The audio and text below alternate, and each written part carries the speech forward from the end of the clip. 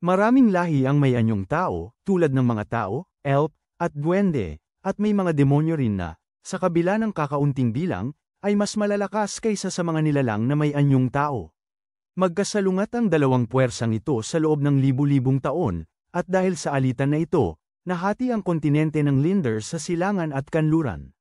Ngunit nang umupo ang isang mahinahong hari ng mga demonyo 300 taon na ang nakakaraan, nagsimulang hamupa ang alitan at nakaranas ng pansamantalang kapayapaan ang mga lahing tao. Subalit, noong ika-5 buwan ng taong 2826, nasira ang kapayapaang ito nang umupo ang isang bagong hari ng mga demonyo at naglunsad ng matinding pag-atake sa mga lahing tao. Ang pag-atake sa kalaunan ay nakilala bilang ang dakilang pagsalakay. Ilang bansang tao ang nasakop, at pagsapit ng ika-4 na buwan ng sumunod na taon, 2827, ang imperyo ng Gargan, na itinuturing na pinakamakapangyarihang puwersang panlaban ng mga tao, ay nawasak. Nagsipag-isa ang mga tao sa natitirang puwersa at naglunsad ng pag-atake sa mga demonyo. May isang pangkat ng mga nagpakamatay na nagawang makapasok sa kastilyo ng mga demonyo upang patayin ang kanilang hari. Makikita natin ang isang mandirigmang tao na lumalaban sa hari ng mga demonyo habang ang mga naroon ay naghahanda sa pakikipaglaban, at nagkaroon ng isang maalamat na labanan sa pagitan nila. Pagkatapos noon, makikita ang mga napatay na halimaw sa lahat ng dako. Pagkatapos ay mapapanood natin ang pangkat ng mga nagpakamatay habang sila'y naglalakad-lakad sa loob ng kastilyo ng hari ng mga demonyo. Nakita natin ang isang kabalyero na tinitignan ang kalagayan ng kaibigan niyang si Theron, at may mga patak ng dugo na bumabagsak mula sa kanya. Masamang tinitignan niya ang isang mandirigmang demonyo na nakangiti sa kanya at handang makipaglaban, may kasama itong isang taong nakagapos sa likuran. Hinihingi ni Theron sa mga kaibigan niyang umalis at siya na ang haharap sa mandirigmang demonyo. Umalis ang dalawa niyang kaibigan. Dahan-dahan siyang lumapit sa demonita na may hawak na espada. Pagkatapos ay nakita natin ang dalawang kaibigan niya na nakatayo sa harap ng isang malaking pinto. Kumuha ang kabalyero ng maliit na bote at ininom ang laman nito, at biglang namula ang kanyang mga mata. Pagkatapos ay pumasok ang kabalyero sa loob ng pinto kasama ang kanyang kasamahang babae, at may nakita silang pulang hiyas sa harap nila. Nilapitan ito ng kabalyero. Binalaan siya ng kanyang kasama na may mga pulang globo na umaatake sa kanya. Sinubukan ng kabalyero na iwasan ang mga ito gamit ang kanyang espada, ngunit nataman ang kanyang binti ng isang pulang globo. May isang pulang globo na sana'y makakatapos na sa kanya, ngunit sinubukan itong sirain ng kanyang kasama gamit ang kanyang mahiwagang tungkod, ngunit sumabog ang globo at namatay ang kanyang kasama sa kanyang harapan. Samantala, isang nilalang na may pakpak ang sumulpot sa kanyang harapan at nagpalabas ng grupo ng mga pulang globo.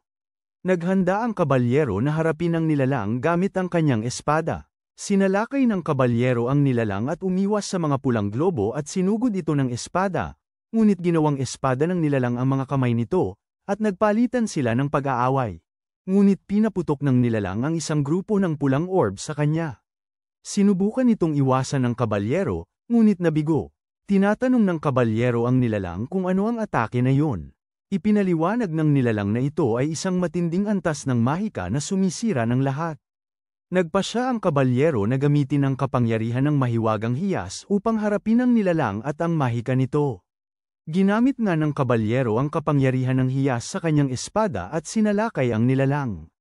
Sinubukan ng nilalang na harangan ang pag-atake ng kabalyero, ngunit sa wakas ay nagawa ng kabalyero na tumago sa katawan ng nilalang gamit ang kanyang espada.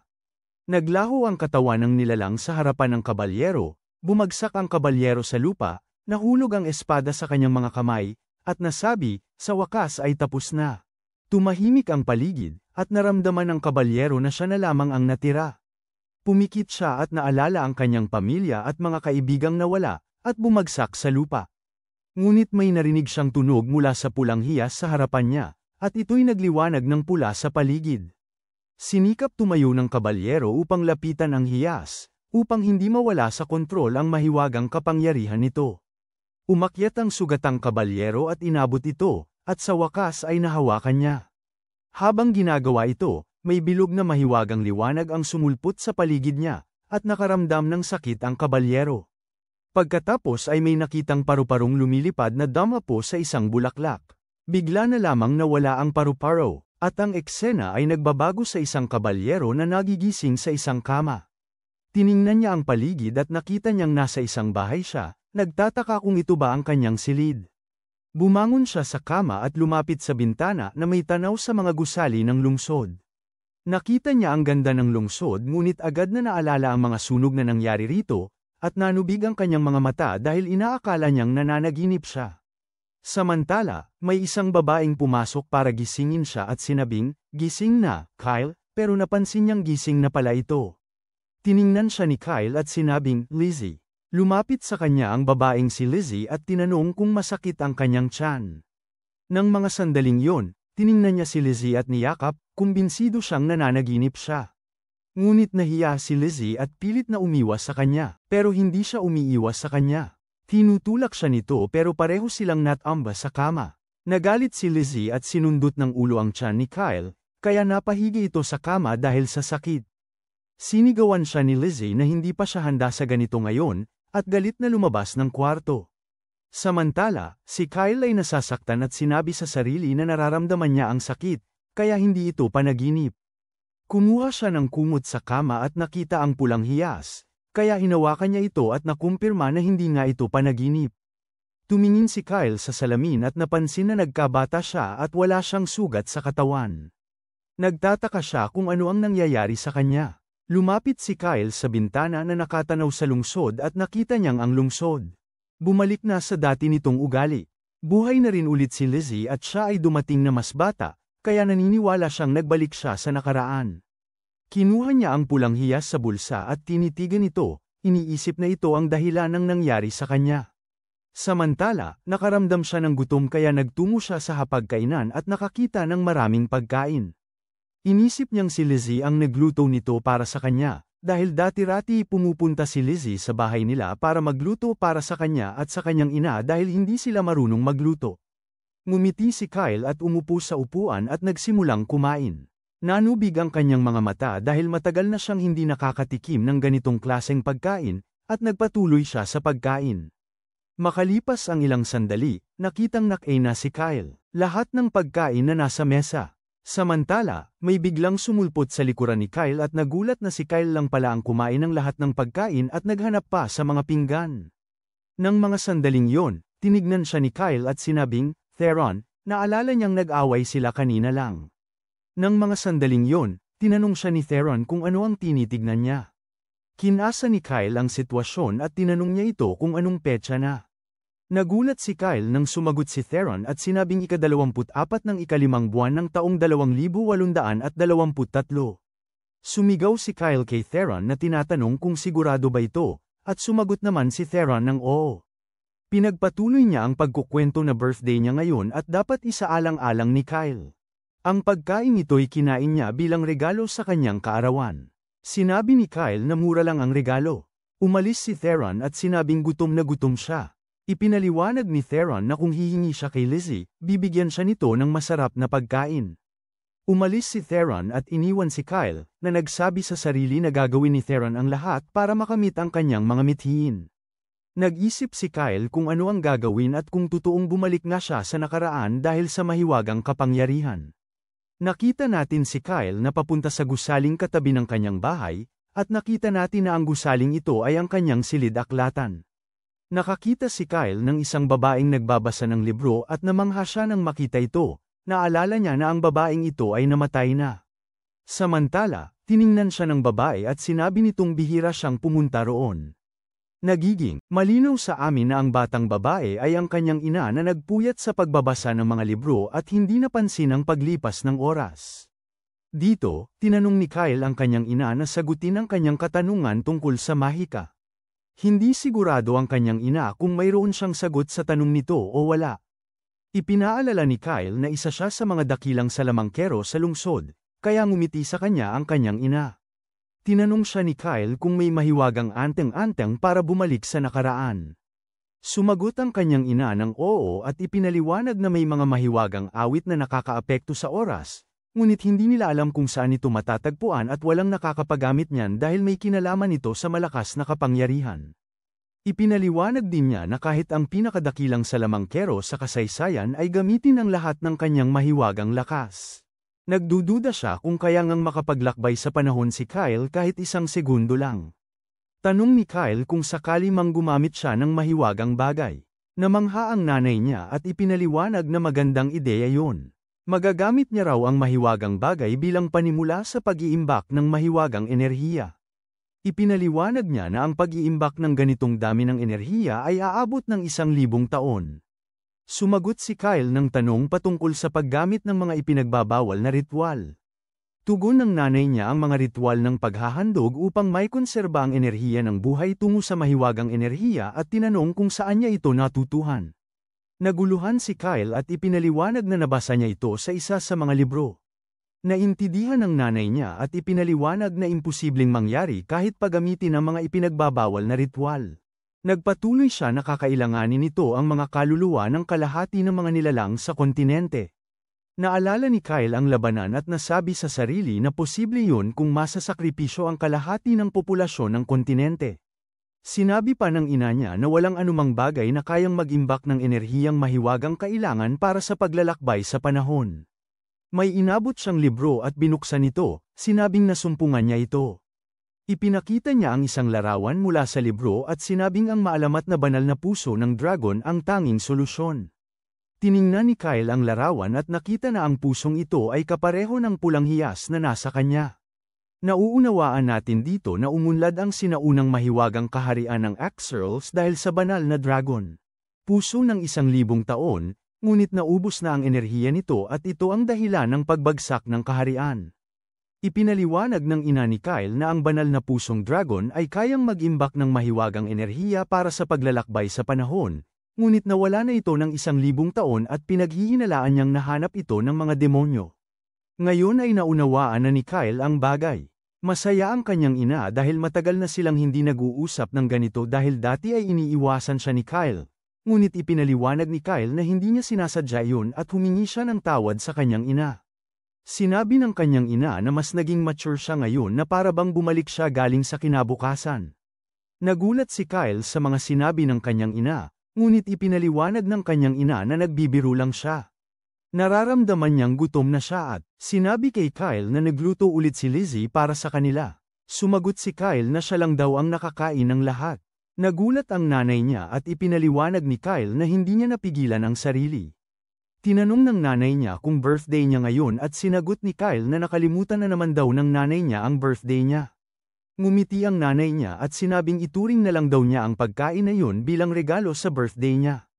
Nalulungkot na nagtanong si Kyle kung bakit daw kuripot ang lahat sa pagbibigay ng regalo sa kanya. Pagkatapos noon, nakita si Kyle na nakaupo mag-isa sa labas. Tinitignan ang banal na puso ng dragon na hawak niya, nagbubulong-bulong na gusto niyang bumalik sa nakaraan at iniisip kung ano ang gusto ng puso na itama niya. Nagulat si Kyle nang makita si Lizzie na nakatayo sa likuran niya. Biglang humingi ng tawad si Kyle kay Lizzie dahil sa ginawa niya sa kanya kinaumagahan. Sinabi ni Lizzie na kahit papaano ay nakukonsensya naman siya. Ipinaliwanag ni Kyle na nagawa niya yun dahil sa isang kakaiba at nakakagambalang panaginip at humingi ulit siya ng tawad. Tinanong siya ni Lizzie tungkol sa nakakagambalang panaginip niya. Natahimik si Kyle. Tinanong niya kung nakita ba niya itong namamatay. Tiningnan siya ni Kyle at parang sinagot niya yun. Dito na naunawaan ni Lizzie kung bakit nabagabag si Kyle kinaumagahan, kaya ngumiti siya at umupo sa harapan nito at sinabing pinapatawad na niya ito. Ipinaliwanag niya na kaarawan din pala nito ngayon at binati siya ng maligayang kaarawan. Tiningnan siya ni Kyle at naalala na malapit ang bayan nila sa teritoryo ng mga demonyo at ang bayan nila ang unang sinalakay. Malaking pagsalakay, sinunog nila ang lahat hanggang sa maging parang impyerno. Naalala niya ang pagkawala ni Lizzie at nanumpa siya ng araw na yun na ipaghiganti ito. Samantala, tinawag siya ni Lizzie at nagising si Kyle sa kanyang pag-iisip. Tinanong siya ni Lizzie kung ano ang mali at ipinaliwanag na kinakatakutan siya nito. Sumagot si Kyle at tiniyak sa kanya. Umupo si Lizzie sa tabi niya. Dito sinabi ni Kyle sa sarili na pagkatapos ng 3 taon, matatapos na ang kapayapaang ito at siya na lamang ang nakakaalam nito. Kung hindi siya gagawa ng paraan, muli niyang masusaksihan ang pagkasunog ng kanyang bayan at mawawala ang mga mahal niya sa buhay. Sumigaw siya rito nang malakas na babaguhin niya ang kanyang kapalaran, tumayo at inulit na babaguhin niya ang kanyang kapalaran at ang kapalaran ng mundong ito, nanumpa na gagawin niya ito kahit anuman ang mangyari. Gastos. Namangha si Lizzie sa kanya. Panghuli, nakita natin si Kyle na isinusulat sa diary ang mga pangyayaring naaalala niyang mangyayari sa hinaharap, iniisip kung ano ang dapat niyang gawin. Maglulunsad ng pag-atake ang mga demonyo pagkatapos ng 3 taon at kung hihingi siya ng tulong sa mga tao, hindi naman siya paniniwalaan. Napagpasyahan niyang papatayin niya mismo ang hari ng mga demonyo pero binawi niya ang desisyon dahil alam niyang hindi niya ito magagawa ng mag-isa sa kanyang kasalukuyang lakas.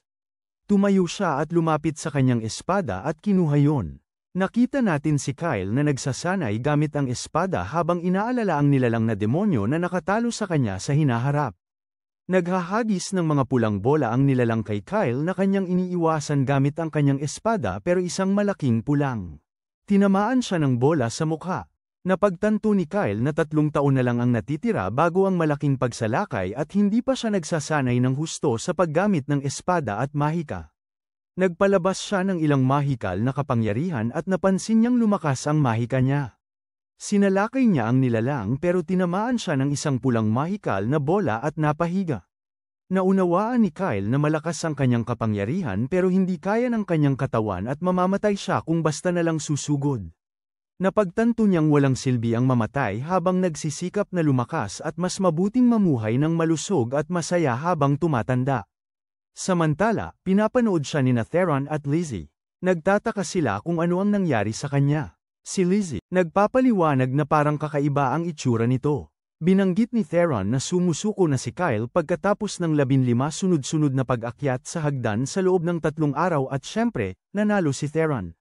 Bigla na lang may babaeng sumulpot sa likuran nila at nagtanong kung ano ang plano nila at sinalubong siya ni Lizzie, at ipinaliwanag na si Layla San yun, ang ina ni Theron. Tinanong niya si Lizzie kung kaya na bang alagaan ang sarili ng anak niyang si Theron. Sinabi ni Lizzie na lagi itong pumupunta sa kanya na nagmamakaawa ng pagkain, na ikinainis naman ni Theron. Tumingin si Layla San kay Kyle, gustong malaman kung anong klaseng problema ang kinakaharap nito at bakit iba ang kilos nito. Ipinaliwanag ni Lizzie na parang wala itong buhay ang mga mata kahapon. Dagdag pa ni Theron na pangarap ni Kyle na makuha yon. Ipinaliwanag ni Layla San na ang isang batang tulad ni Kyle ay biglang nagbago dahil sa isang babae.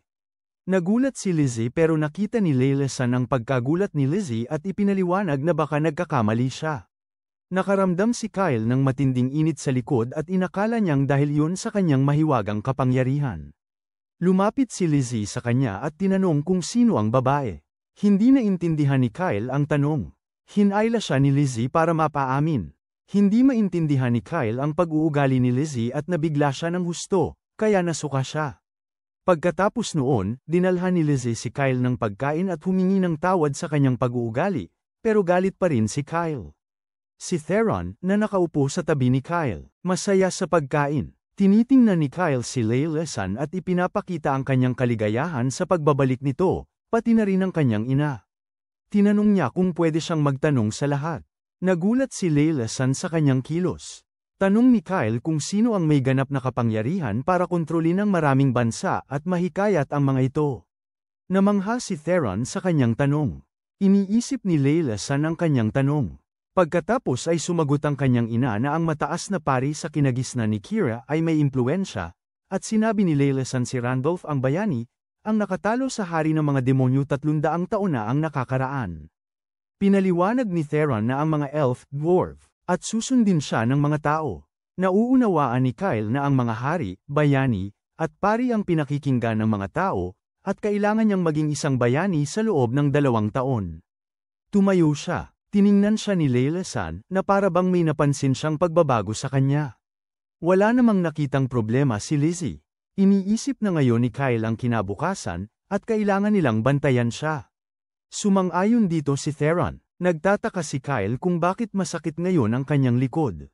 Nang gabing yun, habang nakahiga si Kyle sa kama na napapalibutan ng mga libro, napagtanto niyang mayroon siyang bentahe dahil alam niya ang hinaharap. Pumasok si Theron at nagulat. Sinabi sa kanya ni Kyle na hindi siya nagpapasalamat sa pagiging isang ina na mahilig sa libro. Umupo si Theron sa tabi niya at tinanong kung siya ba ay Sigurado siyang gusto niyang maging bayani. Oo ang sagot ni Kyle. Ipinaliwanag ni Theron na hindi ito madaling gawin. Naunawaan ito ni Kyle at tinanong si Theron kung may mga ideya ito para sa kanya. Tinatanong ni Theron ang tungkol sa pagkatalo sa hari ng mga demonyo. Sagot ni Kyle na kung kaya niya yun, hindi na siya mag-aaksaya ng oras. Sang-ayon si Theron sa sinabi niya. Tinanong siya ni Kyle kung ano ang kailangan ng isang bayani. Sagot ni Theron, kapangyarihan. Tugon ni Kyle na ang kapangyarihan lamang ay walang silbi at idinagdag pa niyang sa tingin niya ay pera ang kailangan niya. Ipinaliwanag ni Theron na kakaiba ang pagkakasabi niya nito. Sabi ni Kyle na ang isang bayani ay hindi tumatanggap ng gantimpala sa pagliligtas sa iba. Pero ang paglalakbay at pakikipagsapalaran ay nangangailangan ng pera. Nauunawaan ni Theron na kailangan ito ng pondo. Ipinagpatuloy ni Kyle na ang isang bayani ay nangangailangan ng koneksyon sa mga sikat at maimpluwensyang tao dahil pinapataas nito ang iyong reputasyon. Nag-aalala si Theron. Dagdag pa ni Kyle na sa pera at koneksyon, marami ang magagawa mo, pero hindi pa yun sapat. Tinanong ni Theron kung ano pa ang kulang.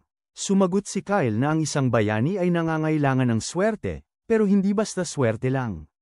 Kailangan ay nasa tamang lugar at tamang panahon sa gitna ng mga kalamidad para mamagitan at maging isang bayani. Tiningnan siya ni Theron at tinanong kung ibig sabihin ay, pinutol siya ni Kyle, na sinabing, hindi ibig sabihin ay gagawa siya ng mga problema para soulless yun niya mismo, pero handa siyang gamitin ng lahat ng paraan, kahit pa ito ay panlilin lang. Sinabi ni Theron na hindi ito ang sasabihin ng isang bayani sa hinaharap at tinanong si Kyle kung bakit gusto nitong maging bayani. Sumagot si Kyle ng tanong, dahil sa pag-usisa. Tiningnan siya ni Theron, nilinaw na hindi niya iniisip na ang tunay na layunin ni Kyle ay ang maging bayani, pero may gusto itong makamit. Ngumiti si Kyle, sinabi niyang may mga dahilan siya at dapat magtiwala sa kanya si Theron. Tumayo si Theron, binigyan siya ng good luck at umalis sa silid.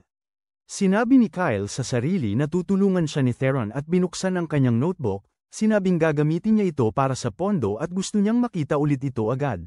Tungkol sa katanyagan, kung may magagawa siya sa pangyayari sa Arkhan, patuloy siyang nagsasabi na magiging maikli na lang ang panahon.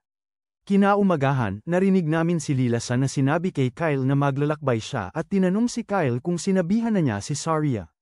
Sumagot si Kyle ng oo, at umiyak daw ito ng husto. Sumagot si Lilasan na masyado siyang maalaga kay Kyle at idinagdag na mabuti na rin ang paglalakbay sa mundo, at hiniling kay Kyle na isama si Theron, na ikinagulat ni Theron. Nilinaw ni Kyle na gagawin niya naman yun at masaya siyang nakakuha siya ng pahintulot. Ipinaliwanag ni Lilasan na malakas na kalasag si Theron at nangako si Kyle na hindi niya sasayangin ang kakayahan nito. Nagalit si Theron dito dahil wala siyang nasabi sa desisyon. Maya-maya, narinig naming tinanong ni Lizzie si Kyle kung sasama siya sa isang paglalakbay. Sumagot si Kyle ng oo, at 2 araw na lang daw yun, kaya tinanong niya kung saan pupunta. Sabi ni Kyle, pupunta siya sa kabiserang lungsod ng Malad, para bumili ng mga kakailanganin niya roon, sa kanya sisimulan ang totoong trabaho. Tiningnan siya ni Lizzie at pakiusap na makinig sa kanya. Pero sumingit si Kyle at nilinaw na hindi niya ito sasamayin. Nagalit si Lizzie at diniinan na nagsasanay siya kasama ang mga mandirigmang tagapagpropesya at hindi siya magiging sagabal sa kanya. Tiningnan siya ni Kyle at ipinaliwanag na ayaw ng ina niya na mapahamak siya. Sumagot naman ito na hihingi na lang siya ng tawad sa puntod nito. Ipinagpatuloy ni Kyle na gusto niyang manatili ito sa isang ligtas na lugar. Nangako siya ang unang dadalaw sa kanya pagbalik nito at hihilingin itong maghintay ito para sa kanya. Tinitigan siya ni Lizzie, sinabing wala siyang sasabihin dito. Ngumiti si Kyle sa kanya, sinabing ituring na lamang yun bilang tanda ng tapang na dulot ng pagtanda. Tinanong niya kung ano ang ibig sabihin nito. 16 na taong gulang pa lamang sila, at dito hiniling ni Lizzie kay Kyle na pangako nitong ligtas itong babalik, at ipinangako yun ni Kyle. Pagkatapos, nakita naming humihingi ng paumanhin si Kyle kay Lizzie dahil dinala niya ito sa palengke, pero hindi naman ito nagalit. Bigla na lamang nakakita si Lizzie ng isang nilalang na parang engkanto at sinabing maganda ito. Nagulat si Kyle, iniwan si Lizzie, at pumunta sa nilalang na elf. Bigla naming nakita na naalala siya ni Kyle mula sa kanyang kinabukasan, kung saan magkasama silang nakaupo at tinatanong siya nito na tawagin siya sa kanyang tunay na pangalan, na kung saan, dito, Nagsalita si Kyle at sinabi, nagulat at nagalit ang nilalang, tinatanong siya kung ano ang sinabi niya. Nagulat si Kyle dahil ito dapat ang unang pagkikita nila, at ito ay isang sekretong pangalan para sa kanya na hindi dapat ibunyag. Tinanong siya ni Access kung sino siya, at binunot ang kanyang mga espada, pero nahabol siya ni Kyle at pakiusap na pabagalin nito ang kilos. Hiningi ni Access na bitawan niya ang mga kamay nito. Napagtanto ni Kyle na magdudulot ito ng kaguluhan, pero hindi niya magawa anumang bagay, at bigla naming narinig si Kyle na inuutusan si Access na matulog, at siya nga'y nakatulog sa kanya. Ipinaliwanag ni Kyle na sinabi na ni Access dati na bumisita siya kay Ramarzi, pero hindi niya inaasahan na makikilala niya ito. Bigla niyang naalala si Lizzie, na nakatayo sa likuran niya, na galit na galit. Sinabi niya kay Kyle na alam niyang maganda ang nilalang, pero hindi niya inaasahan na lalapitan niya ito agad. Kinabahan si Kyle at nangakong ipapaliwanag niya ang bagay na ito sa kanya, na nakaramdam siya ng kalungkutan kung wala ito. Pero pinutol siya ni Lizzie at sinabi, anong sinasabi mo, nandito naman ako, at nagalit at iginiit na sasama talaga siya sa paglalakbay nito. Sa bahay, nakita natin silang lahat sa hapagkainan, at si Kyle ay nagsasabing natutuwa siyang makilala siya, at tinatanong niya ito, Erza, san ba ang pangalan mo? Hindi ba? Si Access ay tumayo ng may galit at sinabi sa kanya na sila lang ng kanyang ama ang nakakaalam ng pangalang iyan, at tinanong niya ito kung paano niya nalaman. Nag-alinlangan si Kyle dahil hindi niya masabi sa kanya ngayon, dahil 4 na taon pa ang Lollipop, at sila ay magmamahalan, at sasabihin mismo sa kanya ng babae ang pangalan. Ipinaliwanag ni Access na kailangan niya itong patayin, para hindi nito maibunyag ang sikreto ng pangalang ito. Tumingin si Lizzie sa kanya at nagsabi, teka, sabi ni Kyle na sasabihin niya rin naman sa huli. Nagalit si Access at tinanong siya kung naisasakatuparan niya ba ang kahalagahan ng tunay na pangalan. Tumango si Kyle at sinabing hindi niya hahayaang patayin siya nito, at nagmungkahi siya rito habang hindi pa niya masabi, bakit hindi mo gamitin ang kontrata para pigilan siyang gamitin ang pangalan mo para sa kasamaan. Nagulat si Access kay Kyle dahil alam nito ang tungkol sa paggamit ng kontrata. Ipinaliwanag ni Kyle na ang mga kontrata ay karaniwang ginagawa sa mga espiritu, ngunit sa pangalan ng mga hari, at yaong mga may kapangyarihan sa mga elemento ay maaaring magbigay ng kanilang tunay na pangalan upang panghawakan ng mga tao, at dagdag pa niya na ang kondisyon ng kontrata ay ang hindi pagsasabi sa kahit sino ng pangalan nito at ang hindi paggamit nito para sa kasamaan, at tinanong niya ito kung ano ang palagay nito. Tanong ni Access, siya, alam ba niya kung ano ang mangyayari kung lalabag siya sa kasunduan? Sumagot si Kyle, oo, mamamatay ako. Nagulat si Lizzie. Umatras si Access at sinabing nasa panganib din ang buhay niya, at dagdag pa ni Lizzie, ituloy na natin kung seryoso siya. Pero hindi pa magawa ni Access ang kasunduan ngayon dahil hindi kabilugan ang buwan, at magkakaroon ito pagkalipas ng ilang linggo, kaya kailangan nilang maghintay. Humingi ng paumanhin si Kyle dahil aalis siya bukas. Nagulat si Access. Pagkatapos noon, nakita natin ang umiiyak na ina ni Kyle dahil naghahanda na itong umalis, at siniguro ni Lizzie sa kanya na huwag mag-alala dahil sasamahan niya ito. Tanong ni Kyle, siya, sasama ka nga ba sa kanya? Sagot ni Lizzie, syempre, napagkasunduan na. Pinagpala ng ama ni Kyle at pinayuhan siyang alagaan ang mga kaibigan niya. Nakatayo lang si Kyle na walang imik. Sinabi ni Lizzie na kinakausap siya ng tatay niya. Naintindihan nito ni Kyle at sinabi sa kanyang ama at ina na mag-ingat sila. At umiyak ang ina niya. At umalis na si Kyle kasama sina Theron at Access, at sinundan sila ni Lizzie. Habang naglalakad sila, sinabi ni Theron na masaya siya. Isang magandang nilalang na tulad ni Access ang sasama sa kanila sa paglalakbay. Pinaliwanag ni Access sa kanya na hindi siya sumama sa kanila, nanunood lang siya kay Kyle. Tinatanong ni Lizzie si Kyle, hindi ba kabaliktaran ang daan papunta sa kabisera? Ngumiti si Kyle at sabi, mamaya na natin yan isipin, at nagpatuloy siya. Dahil kasama nila si Erza, ang tagapangasiwa ng mga elemento, sumagot ito at sinabing hindi siya kabilang sa grupo nila. At pumalakpak sina Theron at Lizzie, at nagpatuloy si Kyle na pupunta muna sila sa bundok Sunguard, at tinanong niya sila tungkol sa alamat ng Sunguard. Sumagot si Lizzie at nagtanong, di ba yun yung alamat tungkol sa mahiwagang kaharian ng Axarals? Sabi rin ni Theron, yung tungkol sa maze ng mahiwagang prinsesa. Alamat lang yun. Lumapit sa kanila si Kyle at ipinaliwanag na may mapa pala siya ng lugar, at nakalagay doon ang silid ng kayamanan. Tiningnan siya ni Lizzie, nangangamba, at sinabi ni Theron na nadaya si Kyle ng peking mapa, pero giit ni Kyle, totoo ito. Nagsisisi si Lizzie dahil gusto niyang maniwala. Ipinaliwanag ni Theron na ang mga taong nahuhumaling sa pera ay nagiging kawawa. Naiintindihan ni Kyle na hindi sila maniniwala sa kanya ngayon, pero biglang sabi ni Access na ang mapa ay gawa sa mahiwagang puno na mahigit 1,000 taon na ang edad, at ang pamamaraang ito ay matagal nang nawala at hindi na magawa pa, at iminungkahi niyang orihinal ang mapa. Biglang naniwala si Theron sa sinabi ni Access dahil mapagkakatiwalaan ang mga magagandang tao. Tiningnan ni Lizzie ang mapa at sinabi, malawak ang lugar na ito, at dagdag pa niya. Gaano katagal bago natin maabot ang kayamanan?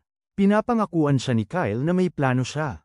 Nagtataka sina Lizzie at Theron sa plano. Sabi ni Kyle, maghuhukay tayo, at nakita nga sina Kyle at Theron na naghuhukay, at tinanong ni Theron kung bakit sila gumagawa ng tunnel.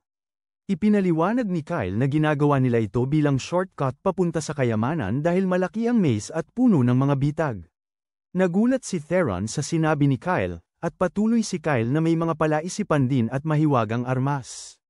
Galit na tinanong ni Theron si Kyle kung nakalagay ba lahat ng yan sa mapa. Nag-alangan si Kyle dahil alam niya ang lahat ng ito dahil sa mga pagsubok na pinagdaanan niya dati, pero sinabi niya kay Theron na ang maze ay isang alamat at dapat silang maging maingat, at patuloy si Kyle na kapag sabi niya gustong maging bayani, hindi niya alam na ang una niyang gagawin ay maghukay ng tunnel. Narinig namin si Access na nagtanong, bakit kaya gamit natin ang isang diwata para dito? Ipinaliwanag ni Kyle sa kanya na nakakatipid ito sa pagbili ng mahiwagang gamit, at pinakiusapan ni Access si Theron na tumigil sa paghuhukay dahil hindi pa niya natatapos ang pagpapalakas ng mga pader. Tanong ni Theron, siya? Ano to? At sinabihan niya si Kyle na gumamit ng Detect Magic para makonfirm ang direksyon ng silid ng kayamanan. Tinanong ni Theron si Kyle kung bakit parang mas interesado na si Urza. Sinabi ni Kyle sa kanya na seryoso lang yung babae. Inutusan sila ni Urza na tumigil sa pag-uusap. Pagdating ng gabi, kumain ang mga kaibigan, at sinabi ni Kyle na masarap ito. At si Urza rin, na nakaramdam na nakakapresko ang pagkain pagkatapos ng pagod niya sa spirit magic. Inanyayahan sila ni Lizzie na kumain, at tinanong siya ni Urza, nahuli mo ba ang oso na ito? Sumagot si Lizzie, oo. Tinanong siya ni Urza, nahuli mo ba ito gamit ang bitag? Sumagot si Lizzie na nahuli niya ito gamit ang kanyang mga kamay. Nagulat si Urza. Maya-maya, nakita natin si Kyle na nakatingin sa mapa at sinasabing malapit na tayo. At lumapit si Urza sa kanya at tinanong siya tungkol kay Theron, na hindi pa bumabalik. Ipinaliwanag sa kanya ni Kyle na nagpahinga raw si Theron. Kaya tinanong siya ni Urza kung bakit gusto niyang maging isang bayani. At tinignan niya ang mga singsing nito at tinanong siya, bahagi ba ito ng pagsasanay mo? Sagot ni Kyle na bawat singsing ay doble ang bigat ng katawan niya ng 2 o 3, at dagdag pa niya na pinagbubuti niya ang kanyang pisikal na lakas. Kaya tinanong siya kung bakit niya tinitiis ang lahat ng paghihirap na ito. At may kinalaman ba ito sa pag-alam sa tunay niyang pangalan? Hindi sumagot si Kyle, pero bigla siyang sumigaw, nandito na tayo. At pinapatawag niya sina Lizzie at Theron. At nakita natin si Kyle na tumama sa pader, at gumuho ito.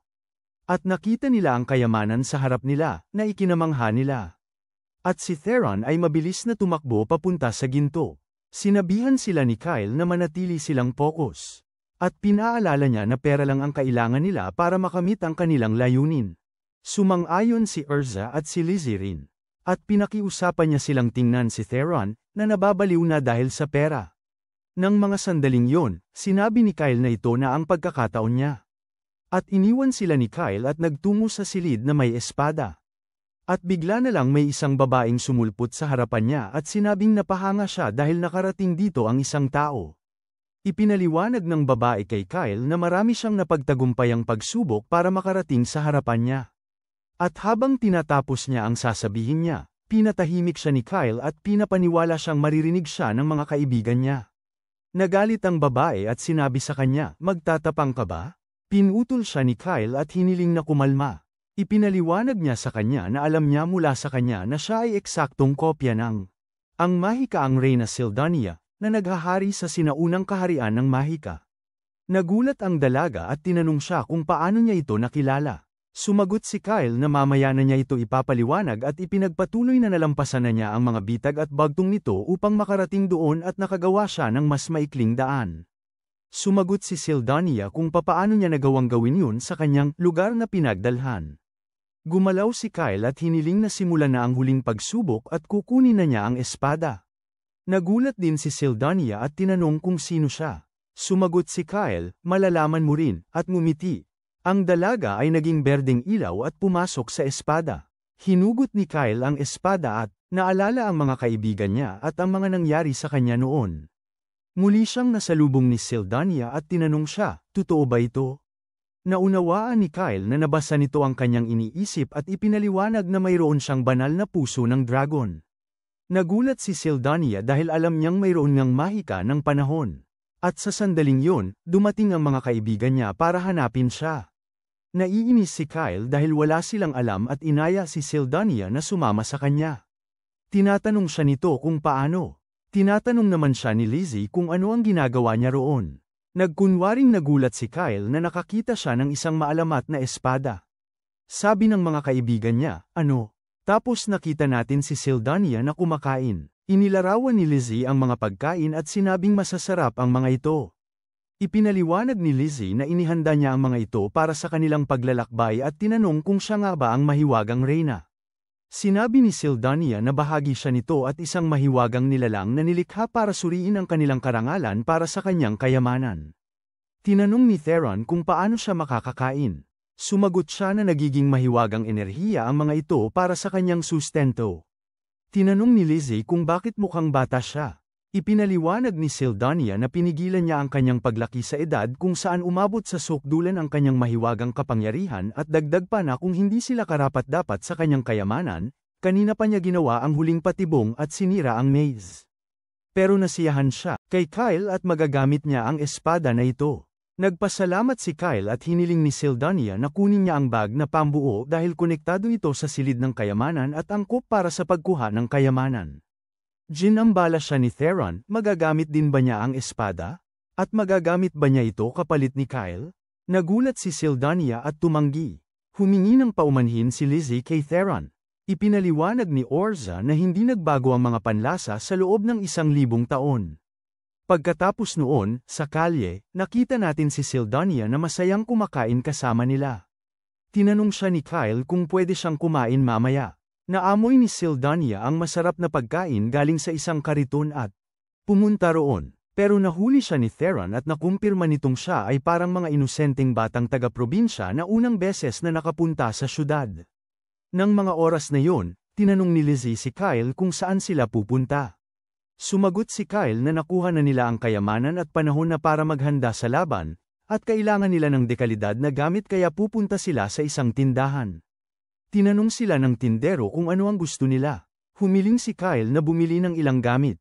Nag-sorry ang tindero at tinanong kung may nag-refer sa kanya. Naalala ni Kyle na kailangan ng mga bagong customer magdeposito bago makapasok sa tindahan. Nag-sorry ulit ang tindero at sinabing kailangan niya ng 10,000 gaydal na deposito. Tinanong ni Kyle kung 4 na gintong, sapat na ang mga piraso ni Exarley. Nagulat ang nagtitinda at nagpasalamat sa kanila sa pakikipagtransaksyon. Pagkatapos ay ipinakita niya sa kanila ang laman ng tindahan. Tapos nakita natin si Vespa, ang may-ari ng tindahan. Tinanong siya ni Sildania kung gawa ba yon ni Mel Anis. Nagulat si Vespa at tinanong kung paano niya nalaman dahil napakagaling daw nito sa sinaunang kaharian ng Mahika. Ipinaliwanag ni Sildania na hindi naman daw ganun kagaling si Mel Anis dahil umiiyak daw ito kapag tinutukoy niya ang mga pagkukulang sa trabaho nito. Nagulat si Vespa at sa oras na yon, dumating si Kyle at tinakpan ang bibig ni Sildania at humingi ng paumanhin kay Vespa dahil sa mga sinabi ng bata. Tinanggap naman ni Vespa ang paghingi niya ng tawad. Pagkatapos ay nakita natin si Sildania na nakaupo at kumakain ulit. Narinig namin si Vespa na sinasabi niyang nakikita niya si Kyle na may suot na baluti na gawa sa balat ng dragon na may proteksyon sa pisikal at mahika, at ginawang matibay laban sa init, lamig, at lason. Humingi si Kyle na bilhin ito. Masaya si Vespa. Dumating si Theron at ayaw magsuot ng parehong damit. Tiningnan ni Kyle sina Lizzie at Orza at hiniling sa kanila na bumili ng mga kailangan nila rito. Pumayag si Lizzie at nag-iisip si Orza kung ano ang bibilhin. Sinuot ni Kyle ang kasuutan at napansin niyang mas madaling gumalaw kaysa sa inaasahan niya.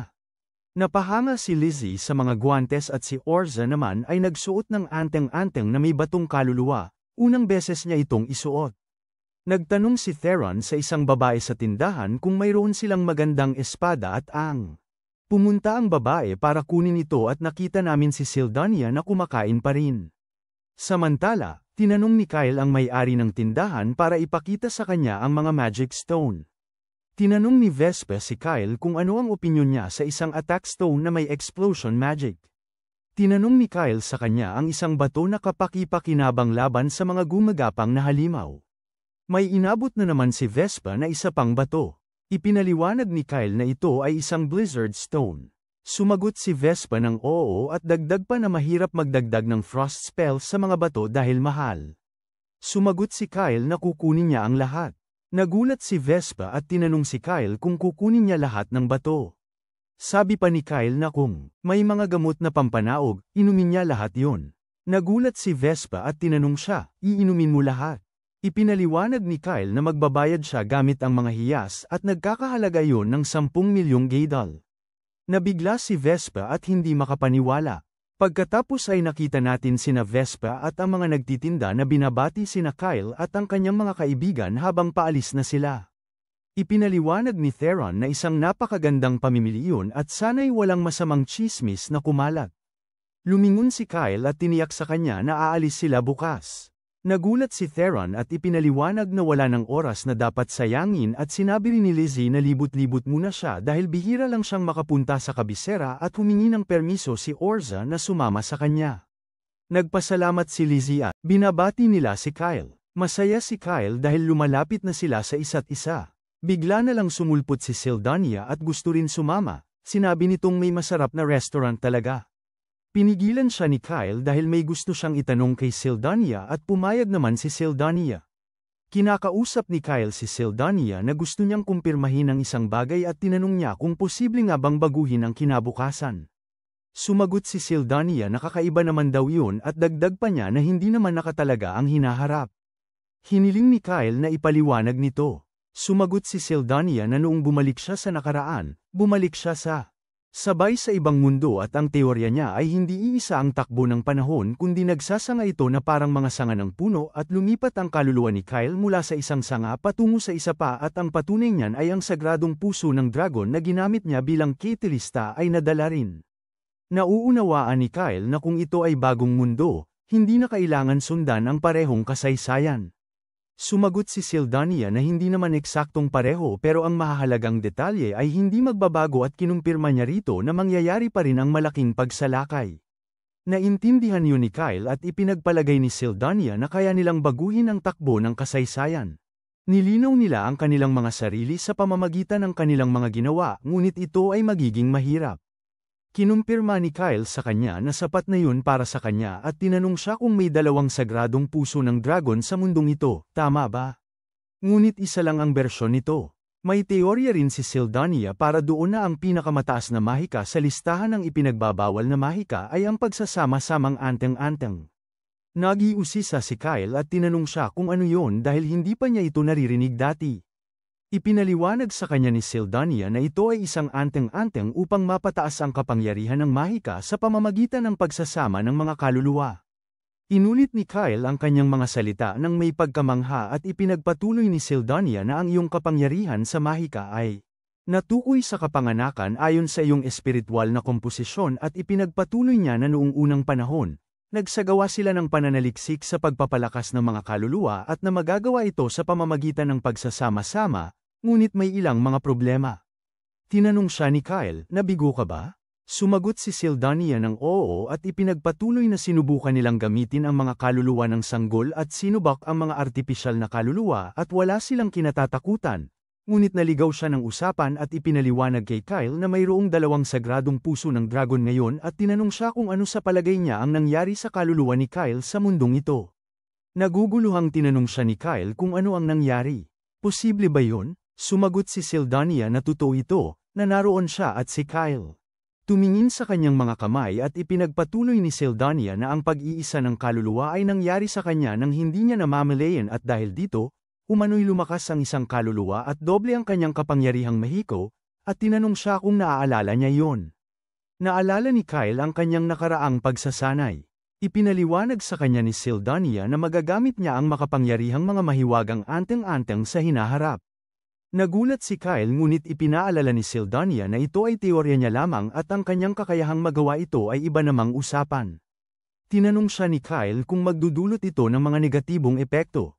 Hindi alam ni Sildania dahil ito ay isang kakaibang pangyayari at hiniling niya kay Kyle na ipaalam niya agad kung may mapansin siyang kakaiba at nagpasalamat si Kyle sa kanya. Paggabi, nilinaw ni Lizzie na sanay siya sa pagcamping sa labas pero ang kama ay napakasarap. Sang-ayon si Orza, tinanong ni Lizzie kung kailan ito matutulog. Ipinaliwanag ni Orza na kada buwan, inaabangan niya ang sandaling lubos siyang natatabingan ng liwanag ng buwan. Kailangan ng matulog ni Lizzie. Iniisip ni Orza na maganda naman ang biyahe at mabait si Lizzie at malawak ang kaalaman ni Sildania. Masayang panoorin si Theron at nariyan si Kyle na parang nababasa ang nasa isip niya pero hindi siya nababagabag dito. Bigla na lang sumigaw si Lizzie habang natutulog na siya lang daw ang pwedeng lumapit kay Kyle. Orza, nauunawaan niyang nagsasalita ito habang natutulog at tumitingin sa buwan ngunit bigla itong sumigaw at nagpaliwanag na may nakalimutan siya. Pagkatapos ay nakita natin si Kyle na nakahandusay sa lupa sa gitna ng kagubatan. Ipinaliwanag niya na gumanda na ang kanyang tibay ngunit mayroon pa siyang mahabang lalakbayin. Lumitaw si Sildania at kinuwento ang tungkol sa pagsasanay sa mga multo, ipinaliwanag na wala yun sa panahon niya. Tiningnan siya ni Kyle at kinumpirma na hindi ito maihahambing sa totoong pakikipaglaban. Tiningnan niya ang kanyang espada at naramdaman na bahagi na ito ng kanyang sarili. Kinumpirma ito ni Sildania at idinagdag na ang espada ay katauhan ng mahika ni Exarles. Walang gawang taong espada ang makakapantay sa kapangyarihan nito. Sinabi sa kanya ni Kyle na gumamit na siya ng mga espada na yari sa Mithril dati ngunit hindi yon. Ihambing sa taybak na ito. Ipinaliwanag ni Sildania na ang taybak na ito ay hindi gawa sa Mithril. Nagulat si Kyle. Bigla na lamang dumating si Orza. Nabigla si Kyle at nagtanong kung ano ang dahilan ng pagpunta nito. Ipinaginiti ni Orza sa kanya ang pagpapatupad ng kontrata. Nakalimutan din pala ni Kyle. Sinabi ni Orza na suhestyon niya yon. Napagtanto ito ni Kyle pero humiling na gawin na lang ito mamaya. Nagalit si Orza dahil isang buwan pa ang susunod na petsa at nasa alanganin ang tunay niyang pangalan.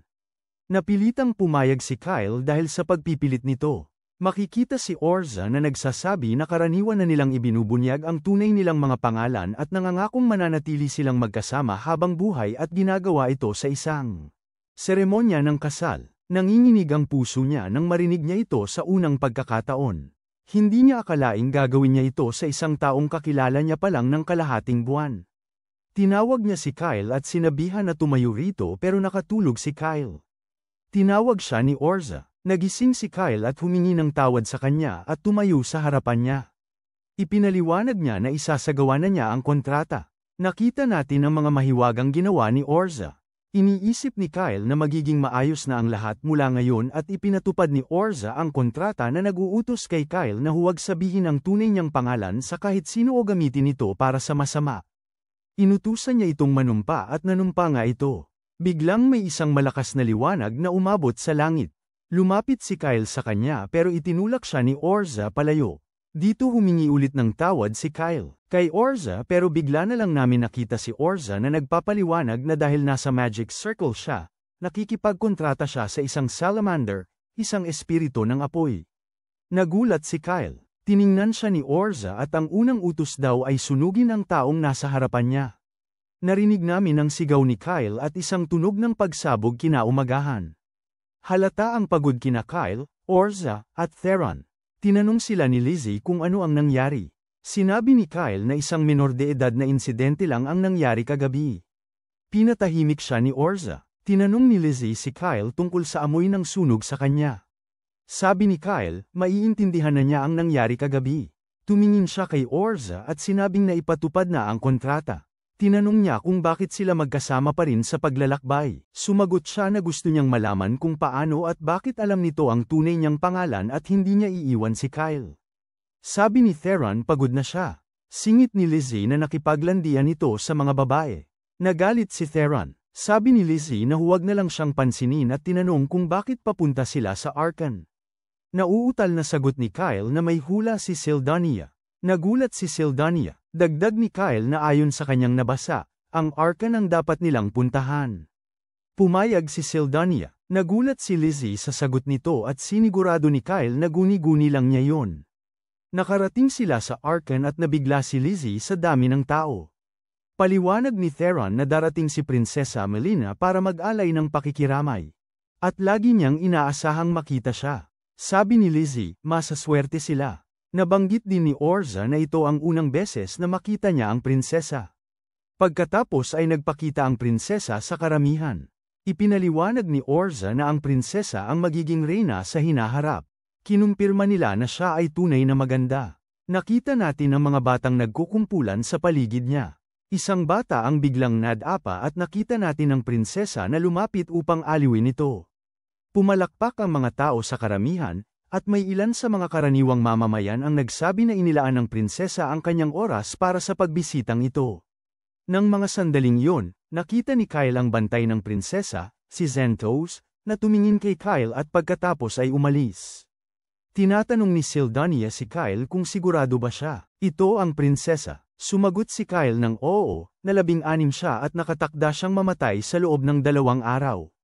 Mamaya, naupo si Kyle kasama si Sildania at sinabi sa kanya na sa loob ng 2 araw mamamatay ang prinsesa sa kanyang paglalakbay mula Arkan patungo sa nayon ng Sanes at Seisilake ang Hydra sa kanilang prosesyon. Ipinaliwanag niya na ang kagubatan malapit sa Arkan ay puno ng mga halimaw. 1 buwan na sinalakay ng Hydra ang nayon ng Sanes. Pumunta ang prinsesa matapos marinig ang tungkol sa pag-atake na ito. Pupunta siya sa nayon ng Sanes, na delikado pa rin at mamamatay siya roon. Sasabihin ng mga tao na trahedya ito at malas, ngunit naniniwala si Kyle na dahil ito sa kanyang kapabayaan. Tinanong ni Sildania kung may kakaiba sa kanyang pagkamatay, tulad ng isang pinaplanong pagpatay. Nasisihin sa mga halimaw. Ipinaliwanag ni Kyle na iba't ibang tsismis lang ang mga ito tungkol sa pagkamatay ng prinsesa. Dagdag pa niya na ang pinakamalaking pinaghihinalaan ay ang kanyang kapatid na lalaki sa ama, si Prinsipe Carinus, dahil siya ang pangalawa sa trono bilang anak sa labas, at siya ang may pinakamalaking pakinabang sa pagkamatay nito. Pansin niya na ang nakapagpapataas ng hinala ay ang kasalukuyang pag-iistay ng prinsipe sa lungsod. Sinabi ni Sildania na walang nag-uusap tungkol dito. Sinabi ni Kyle na mahiyain ang prinsipe at hindi madalas lumalabas sa publiko, at nagtapos na mga tsismis lamang ang lahat ng ito tungkol sa kanyang pagkamatay, na sa huli ay itinuturing na isang nakalulungkot na pangyayari.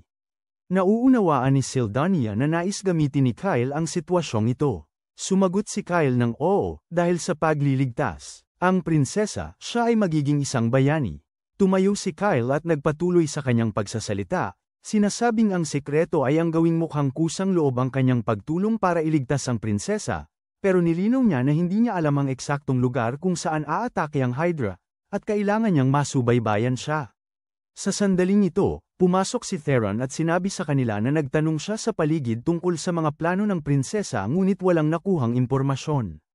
Tinatanong siya ni Kyle kung bakit niya tinatanong ang mga plano nito. Sumagot si Theron na para magkita sila ng prinsesa ayon sa tadhana. Nagulat si Kyle at nagtanong, ano? Nagpatuloy si Theron na siya ay magtatapang-tapang ang tutulong upang maprotektahan siya mula sa anumang panganib na maaari niyang harapin. Nagulat si Kyle at tinanong siya ni Theron, anong nangyari sa iyo? Sinabi ni Kyle sa kanya na pareho pala ang naisip nila. Nagulat at nagalit si Theron, pero ipinaliwanag ni Kyle na ang prinsesa ay nasa panganib nga, ayon sa nakita ni Sildania sa hinaharap, at sang-ayon naman si Sildania.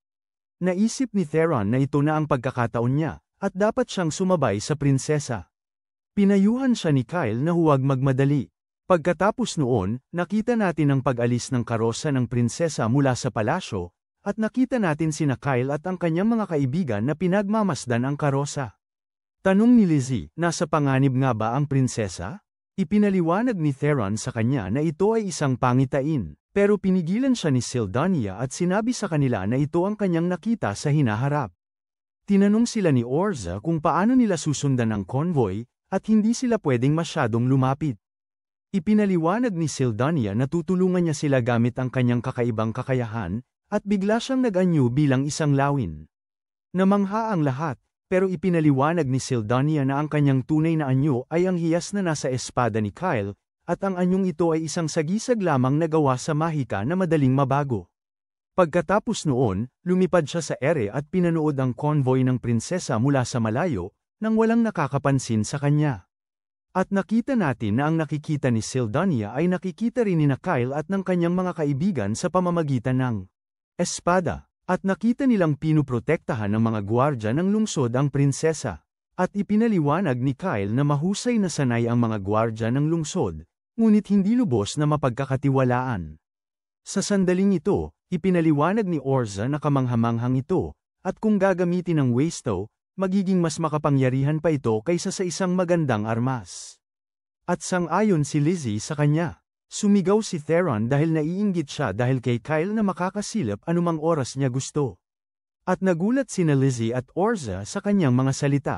At sa sandaling ito, narinig nila si Sildania na nagsasabi sa kanila na may kakaibang nangyayari. Dali-daling tinanong siya ni Kyle, sila ba ang mga halimaw? Nilinaw ni Sildania na inaatake ng mga kalisya ng prinsesa ang mga gwardya. Sinabi ni Theron na ito'y nakakabaliw. Tumakbo si Kyle at inutusan silang pumunta roon. Nakita natin na natalo na ng mga kalisya driver ang mga gwardya, at nakita natin na may isa sa kanila na naghagis ng mahiwagang pulbos, at sina Kyle at ang kanyang mga kaibigan ay lumapit. At bumigkas si Kyle ng mahiwagang anteng-anteng, at sinalakay ang mga kalisya driver at natalo sila. Pagkatapos ay itinali niya sila ng lubid. Pumunta si Theron para tingnan ng prinsesa, at sinabi nilang wala itong malay. Ipinaliwanag ni Kyle na tiyak na may mga kasama sila na maaaring dumating anumang oras. At hiniling niya kay Theron na manatili sa prinsesa. At bigla na lang may aso na sumulpot at sinalakay si Kyle, pero natalo niya ito gamit ang kanyang espada. At nakita natin ang isa pang grupo ng mga asong impyerno na nakatayo sa harapan nila. At sinimulan na nilang salakayin sila. At nakita natin sina Orza at Lizzie na natatalo sila. At may isang aso na lumapit at kinain ng isa sa mga kalisya driver. Nilinaw ni Lizzie na marami sila. Tinanong ni Kyle si Theron kung kaya nitong magmaneho ng kalisya. Sumakay nga si Theron, pero sinabi kay Kyle na hindi niya kaya dahil naputol ang mga tali ng kalisya. At bigla nilang narinig ang mga yapak ng isang napakalaking halimaw na papalapit sa kanila. Inaasahan na ni Kyle ang pagdating nito, at sinabi ni Sildania kay Kyle na malapit na ito. Sinabi ni Kyle kay Theron na ang kaligtasan ng prinsesa ang kanilang pangunahing prioridad. At pinakiusapan niya si Theron na samahan nito. At pinakiusapan niya sina Lizzie at Orza na pumunta kay Theron. Tinanong siya ni Orza, lalaban ka ba mag-isa? Ipinaliwanag niya kay Orza na hindi siya magiging pabaya, at may pagkakataon siyang matalo ito. Tiningnan siya ni Orza at pinakiusapan siyang huwag mamatay. At tumakbo si Kyle patungo sa halimaw. At nagpupumiglas sina Orza at Lizzie sa mga hellhound. At isang salamander ang ipinatawag ni Orza, na lumitaw at sinilaban ang mga hellhound. At sa kabilang banda, nakikita natin si Kyle na tumatakbo, hinahanap ang halimaw. At naririnig natin si Sildania na tinatanong siya kung kaya niyang talunin ang isang hydra. Sinabi ni Kyle na ang kapangyarihan nito ay nakasalalay sa bilang ng mga ulo nito, at dati na niyang natalo ang isang three-headed hydra. At biglang may lumitaw na hydra sa harap niya. At nagulat si Kyle dahil maraming ulo ang hydrang ito, hindi lang 3. At umungal ang halimaw. Tinanong ni Sildania si Kyle, tatakas na ba tayo? Pero ipinaliwanag ni Kyle sa kanya na huli na, at kailangan na niyang labanan ito. At umatake ang hydra kay Kyle. Ipinaliwanag ni Kyle na mahulaan ang galaw ng hydra, pero ang mga kaliskis nito ay matibay sa mga pag-atake ng espada. Pero mas mapanganib pa doon ang nakal-alasong hininga nito. At nakita natin na pinakawalan nito ang nakal-alasong hininga kay Kyle, at napuno ng usok ang paligid. Pero ayos lang si Kyle dahil sa kanyang baluti na gawa sa balat ng dragon, na neutralisa ang lason. At kinuha ni Kyle ang isang magic stone at inihagis ito sa hydra, na sumabog at nagyelo sa Hydra. At nakita natin na naghagis ulit si Kyle ng isa pang bato, na sumabog sa Hydra. At pinakawalan ulit ng Hydra ang nakal-alasong hininga kay Kyle, pero naiilagan ulit ni Kyle. Nakasuot ng baluti na parang balat ng dragon, sinalakay niya ang Hydra at nagtagumpay sa pagputol ng isa nitong ulo. Narinig namin si Seldonia na sinasabi sa kanya na mas magaling siyang lumaban kaysa sa inaasahan niya. Sinabi ni Kyle sa kanya na handa siya, pero mabilis ang paggaling ng halimaw. Samantala, sina Theron, Lizzie, at Azra ay nakikipaglaban pa rin sa mga Hellhounds. Ipinahayag ni Azra na nag-aalala siya kay Kyle at nagtataka kung kaya ni Kyle na labanan ng Hydra mag-isa. Sinabi sa kanya ni Lizzie na nag-aalala rin siya, pero kailangan muna nilang talunin ang mga Hellhounds na ito. At nakita natin na natalo ni Theron ang isa sa kanila. Pagkatapos ay nakita natin si Kyle na naghagis ng Magic Stone sa Hydra at nagyelo ito. Pero mabilis na nakawala ang Hydra sa yelo, at lumino kay Kyle na isa na lang ang natitirang mahiwagang bato niya. Sinalakay siya ng Hydra, pero nakailag si Kyle at napugutan niya ng isang ulo. Pero nabuo ulit ang ulo. Ipinaliwanag ni Kyle na mas mabilis pa ang pagbuo nito kaysa sa isang 3 ulong Hydra. Kailangang hanapin niya ang pinagmumulan, paliwanag niya. Kinuha ni Kyle ang huling mahiwagang bato niya, ginamit ito, at mabilis na sumugod sa Hydra. Nakita natin si Kyle na inihulog ang kanyang espada sa katawan ng halimaw na Hydra. Nasasaktan ang halimaw. Pagkatapos ay mas lalong ipinasok pa niya ang espada at ginamit ang kanyang mahiwagang singsing para tamaan ang halimaw, pinasok ang kanyang mga kamay sa loob. Pero itinulak siya ng halimaw. Lumipad si Kyle paatras, tumama sa puno, at bumagsak sa lupa dahil sa sakit. Ngunit bumangon siya at nakita ang halimaw na Hydra na nakatayo sa harap niya.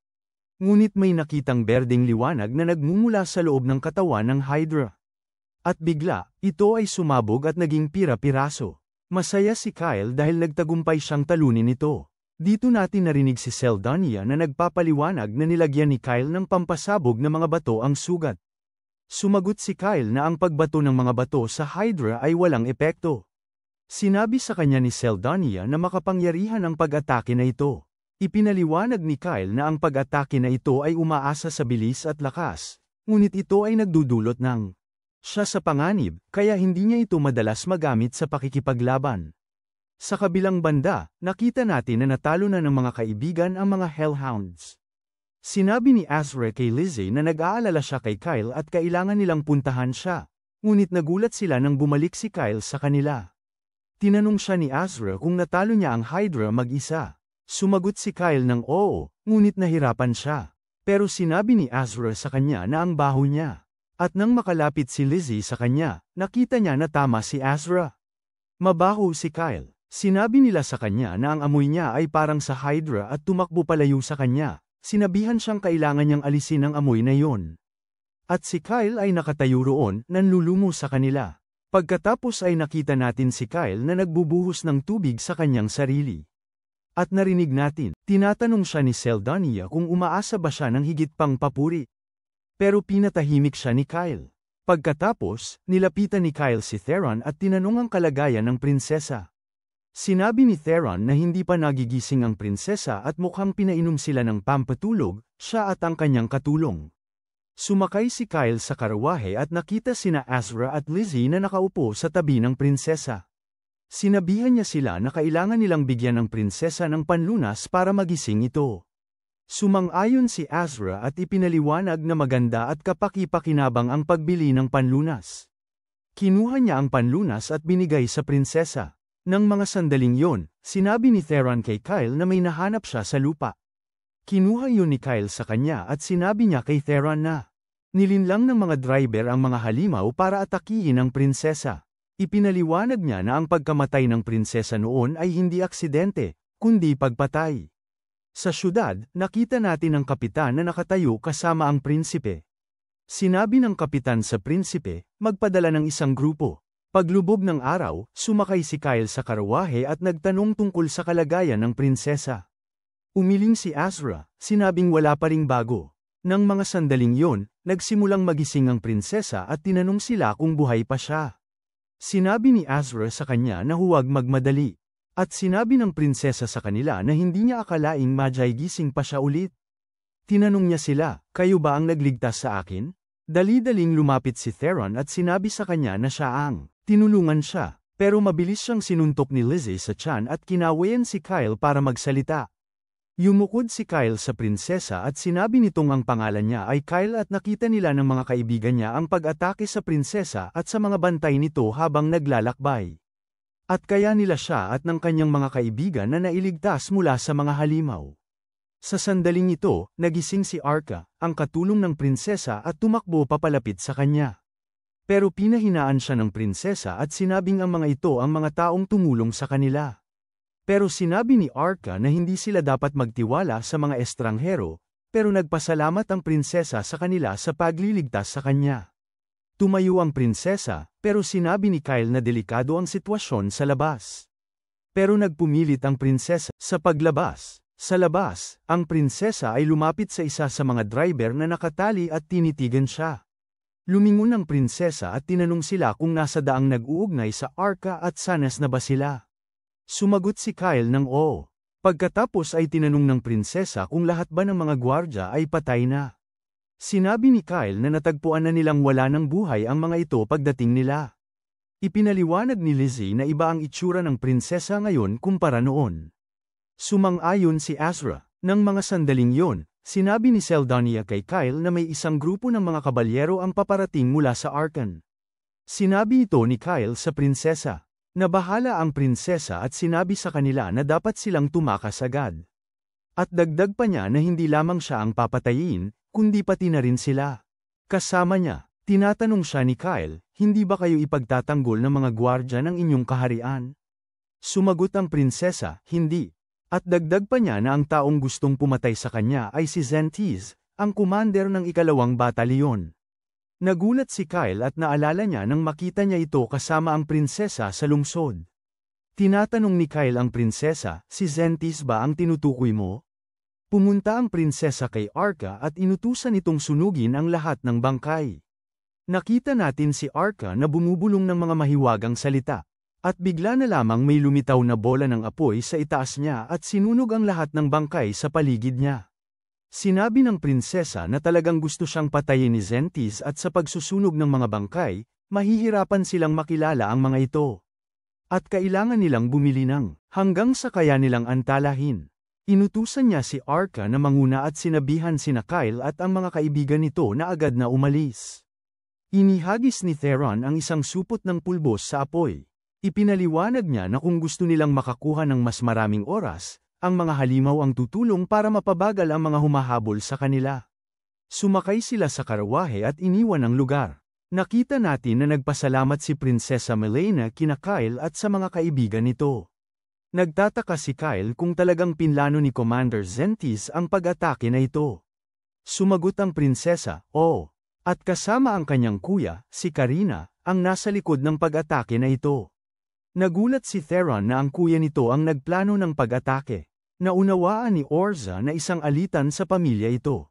Muling nagtanong si Kyle sa prinsesa, kung sigurado siya. Sumagot ang prinsesa, oo, dahil narinig niya ang plano nila kagabi. At kanina, nakita natin ang prinsesa na bumagsak sa lupa at nahulog ang hawak niyang tasa. Bago siya mawala ng malay, narinig niya sina Commander Zentiz at ang kanyang kapatid na si Prinsipe Karina na nagkakasundo at nagpaplano ng pag-atake na ito. Sinabi pa ni Zentiz na sasabihin nila sa lahat na ang prinsesa ang nagpumilit pumunta sa Sanes Village kahit na delikado. Kinumpirma ni Prinsipe Karina na ang prinsesa, na iniibig ng kanyang mga nasasakupan, ay magkakaroon ng isang malagim na aksidente at mamamatay ng masakit. Nawala ng malay ang prinsesa sa sandaling iyon. Sa kasalukuyan, kinukumpirma ng prinsesa na alam niyang may ganitong ambisyon ang kanyang kapatid, pero akala niya ay hindi niya may kakayahang kumilos. Pinigilan siya ng kanyang katulong, sinasabing masyado na siyang nagsasalita. Pero ang prinsesa ay sumagot, ayos lang, Ninos. Biglang tumayo si Theron at nagpaliwanag na nakilala niya ang babae, at siya ang babaeng may dalang bulaklak sa Arkan. Napahiya ang babae, pero tinanong siya ng prinsesa kay Theron kung napansin niya yon. Dagdag pa niya na siya ang nag-utos sa babae na magpalit ng anyo.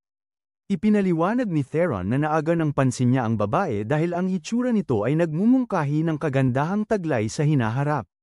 Naiinis si Orza. Tinatanong ni Kyle ang prinsesa, bakit mo yun pinagawa? Ipinaliwanag ito ng prinsesa na gusto niyang makuha ang suporta ng mga tao.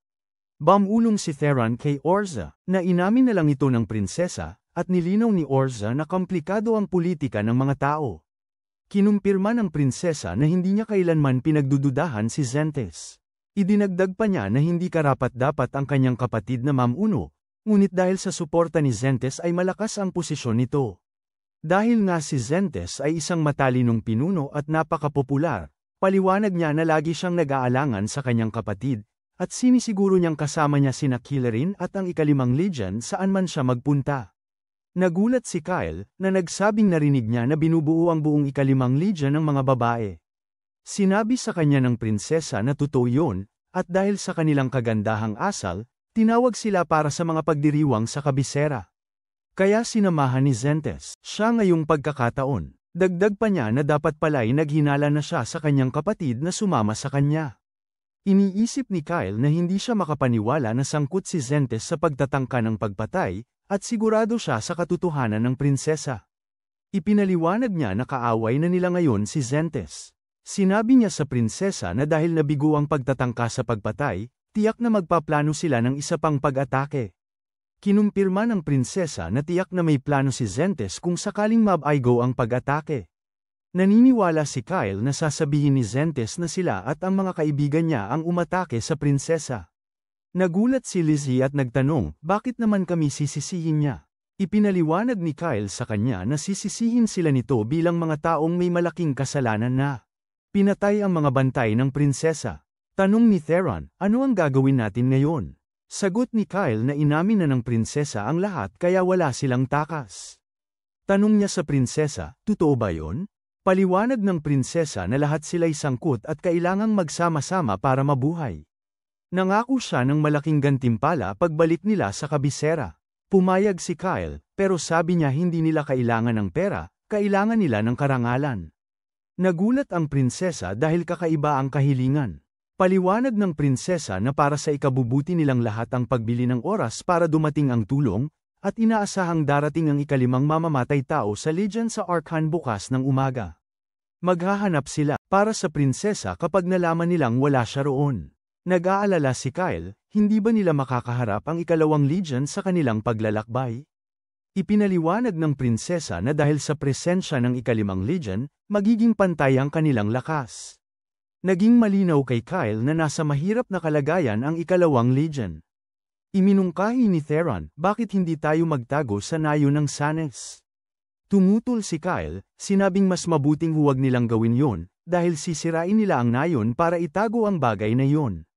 Nag-aalala si Lizzie na baka gawin yon ng ikalawang Legion. Ipinaliwanag ni Orza kay Lizzie na pinatay nila ang mga bantay ng hari, at dagdag pa ni Kyle na hindi sila magdadalawang isip na pumatay ng 100 taga-nayon. Iminungkahi niyang bumalik na sila, at ipinaliwanag niyang may mga libu-libong tao sa Arkan. Sa puntong yon, hindi nila kayang patayin silang lahat. Dagdag pa niya na makakaharap nila ang ikalimang Legion sa kanilang paglalakbay. Ginagambala siya ng prinsesa, na sinasabing makakaharap din nila. Tanong niya kay Kyle, may plano ka ba doon? Sagot ni Kyle na susugod na lang sila. Nagulat ang prinsesa, at nakita natin ang ikalawang Legion. Pinagmamasdan sila ni Sildania at sinabi kay Kyle na wala si Zentes kasama nila.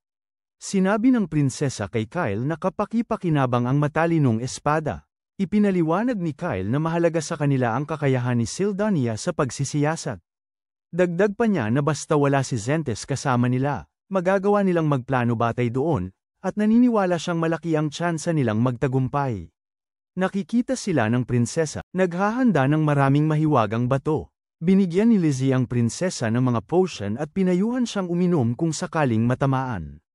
Nakita ng prinsesa na malalakas ang mga ito. Tumingin siya kina Kyle at sa mga kaibigan nito at nagtanong, sino kayo? Sinabi ni Kyle na grupo sila ng mga ambisyosong bayani na nasa malapit lang. Sa oras na ito, nakita natin si Prinsipe Car-Ines na nagagalit sa nangyari. Nasa harapan niya si Zentes, na nagsasabi sa kanya na hindi na kailangang mag-alala. Tiniyak niya na hinahabol na ng mga tauhan niya ang prinsesa, pero tinanong siya ng prinsipe, anong ginagawa mo rito? Kailangan mong pumunta at harapin mo siya mismo. Ipinaliwanag ni Zentes na kung ang prinsesa ay wala sa Arkan pagdating ng ikalimang legyon. Ang commander nito, si Kilarin, ang magsisiyasat sa kanya, at ang prinsipe mismo ang dapat na manguna. Sinabi ng prinsipe na hindi na niya hahayaang magkaroon pa ng pagkabigo, at inutusan niya itong alisin si Prinsesa Melena, kahit ano pa man ang maging kapalit.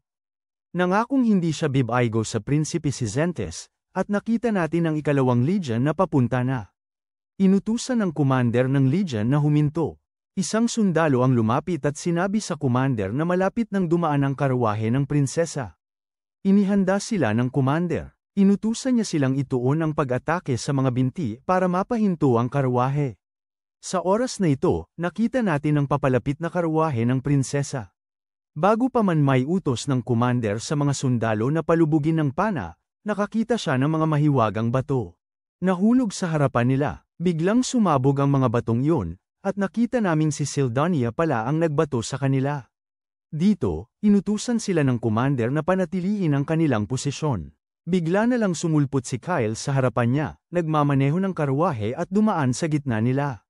Nagpalabas si Orza ng mahika, at nakita naming mas lalong lumakas ang pagsabog. Mukhang tuwang-tuwa si Theron at parang gusto pang mapahamak ang mga sundalo. Sina Lizzie at ang prinsesa ay nasa loob ng karwahe, at namangha ang prinsesa.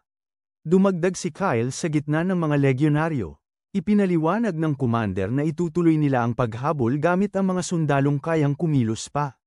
Uminom si Theron ng isa sa mga gamot at sinabi, Kyle, kaya nilang gawin ng maraming bagay kung ang pera ay hindi hadlang sa kanila. Ipinaliwanag ni Kyle na napakasama ng plano, pero masaya siya dahil nagtagumpay ito. Pinatitiyak niya sa prinsesa na ligtas sila sa ngayon. Bigla nilang naramdaman ang kakaibang nangyayari sa karwahe. Nalaman nilang may sira pala ang isa sa gulong. Iminungkahi ni Orza na iwanan na nila ang karwahe. Sinabi ni Lizzie sa prinsesa at sa dalawang babae na sumunod sa kanya. Tinanong ni Kyle kay Orza kung magagamit niya ang Windwalker. Sumagot si Orza ng oo, pero hindi siya sigurado kung nakalayo na sila sa mga sundalo. Tinanong ni Kyle kay Sildania ang tungkol sa mga sundalo. Kinumpara nito sa kanya na 30 sundalo ang humahabol sa kanila. Ipinaliwanag ni Kyle na kakaunti lang yon, pero may isang grupo ng mga tauhan na naghihintay sa pasukan ng syudad. Iminungkahi niyang may isang maiiwan para makapagpaantala. Nagulat si Orza at ipinaliwanag kay Kyle na 30 Guardia Royal ang paparating, pero sinabi ni Kyle na ang prioridad ay ang kaligtasan ng prinsesa. Nagalit si Orza, pero sinabi ni Kyle na kaya ni Theron na makapagpaantala mag-isa. Hindi nakikinig si Theron kay Kyle. Sinabi ni Kyle na siya na ang maiiwan para makapagpaantala sa mga Guardia Royal. Nagulat si Theron. Nang mga sandaling yon, sinabi ni Lizzie kay Kyle na handa na silang umalis. Hiningi ni Kyle kay Orza na gamitin ang Windwalker, at ginamit ni Orza ang mahiwagang Windwalker. Tinawag ni Theron si Kyle at hiniling na maghintay at kung paano siya makakapagpaantala ng mga bantay-hari. Sinabi ni Kyle na mahihirapan siya at binigyan siya ng good luck, at ganun din si Lizzie. Tinawag sila ni Theron, pinakiusapan na maghintay. Pero iniwan nila siya at umalis, at nagulat si Theron. At nakita natin ang mga bantay na papalapit, at napansin natin na itinaas ni Theron ang puting bandila ng pagsuko sa mga bantay. Sinabi niya na ayaw na niyang lumaban. Bigla siyang pinalibutan ng mga bantay. Humingi si Theron ng awa. Sinabi niya na kasalanan nito ni Kyle, na iniwan siya at tumakas. Pinakiusapan niya silang palayain siya, at inalok niya sila ng maraming pera. At nakita niya si Kyle sa labirint ng bundok Sangard at magagawa niyang gabayan sila doon. Nang mga sandaling yon, may dalawang bantay na nagsabi. Sinabi sa commander na wala ang prinsesa sa karwahe. Naiintindihan ng commander na gumamit sila ng mga kabayo para makatakas. Inutusan sila ng commander na habulin ang mga ito. Tanong ni Theron sa commander, paano naman ako? Inutusan ng commander ang mga gwardya na alisin siya roon. Nakita natin si Theron na nagmamakaawa na huwag siyang patayin, at gagawin niya ang lahat huwag lang siyang patayin. Tinaas ng commander ang kanyang espada at sinabi kay Theron na binabagal siya nito.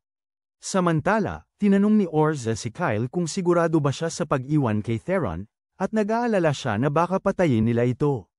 Sinabi ni Kyle na hindi niya hiniling na mamatay ang sinuman. Tinanong siya ni Orza kung seryoso ba siya. Nang mga sandaling yon, sinabi ni Lizzie kay Orza na may nakalimutan siyang sabihin dito, at tinanong ni Orza. Siya, ano yun? At narinig namin si Lizzie na sinasabi sa kanya na mas malakas si Theron kaysa sa kanya at kay Kyle, at nakita namin si Theron na tinatapos ang commander gamit ang kanyang espada. At nilinaw ni Theron na tama ang pagpatay muna sa commander. At nakita namin si Theron na nakatayo sa gitna ng mga gwardya, ang katawan ng commander ay nasa harapan niya. Hinubad ni Theron ang kanyang mga singsing at inihagis ito sa harapan ng mga gwardya, na nakatayo ng may pagkamangha at takot sa kanya. Sinabi ni Theron na mas magaan na siya ngayon. Sumugod si Theron at sinalakay ang mga gwardya. Mabilis at madali niyang inihiwalay ang mga ulo nito sa katawan. Sinalakay siya ng mga gwardya. Naghagis si Theron ng mahiwagang bato sa kanila, at sumabog ang bato. At nakita namin na umabot ang mga kabayo sa malayo, at natutuwa si Theron doon. Samantala, sinabi ni Kyle kay Orza na madalas mawala si Theron dahil madalas siyang mag-isa na nagsasanay sa kanyang espada. Dagdag pa niya na baka wala namang kakaibang kakayahan si Theron, pero mas magaling siya sa kanya sa pakikipaglaban gamit ang espada. Sinabi naman ni Lizzie na hindi kailanman tinatamad si Theron sa pagsasanay. Sinabi rin ni Kyle na palaging agresibo si Theron sa pakikipaglaban, at ayaw na ayaw niya itong harapin. Tanong naman ni Azra tungkol sa kakaibang ugali ni Theron. Tinanong ni Kyle kung dahil ba doon ay minamaliit na siya ni Azra. Dagdag pa niya na sino mang makipaglaban sa kanya nang walang kaalam-alam, pinutol siya ni Orza, at nilinaw na madali lang silang mapabagsak ni Theron. Naiintindihan niya na magaling si Theron sa paglilinlang sa mga kaaway. Ipinaliwanag ni Kyle sa kanya na ang panlilinlang na ito ay kalahati lamang ng kwento. Dagdag pa niya na hindi kayang pigilan ni Theron ang 30 bantay hari at sana'y hindi na kinailangang mamatay ang mga ito. Nang mga sandaling yon, nakita natin si Theron na nilalabanan ang mga bantay. Nakita ni Theron na 8 na lang ang natitirang bantay.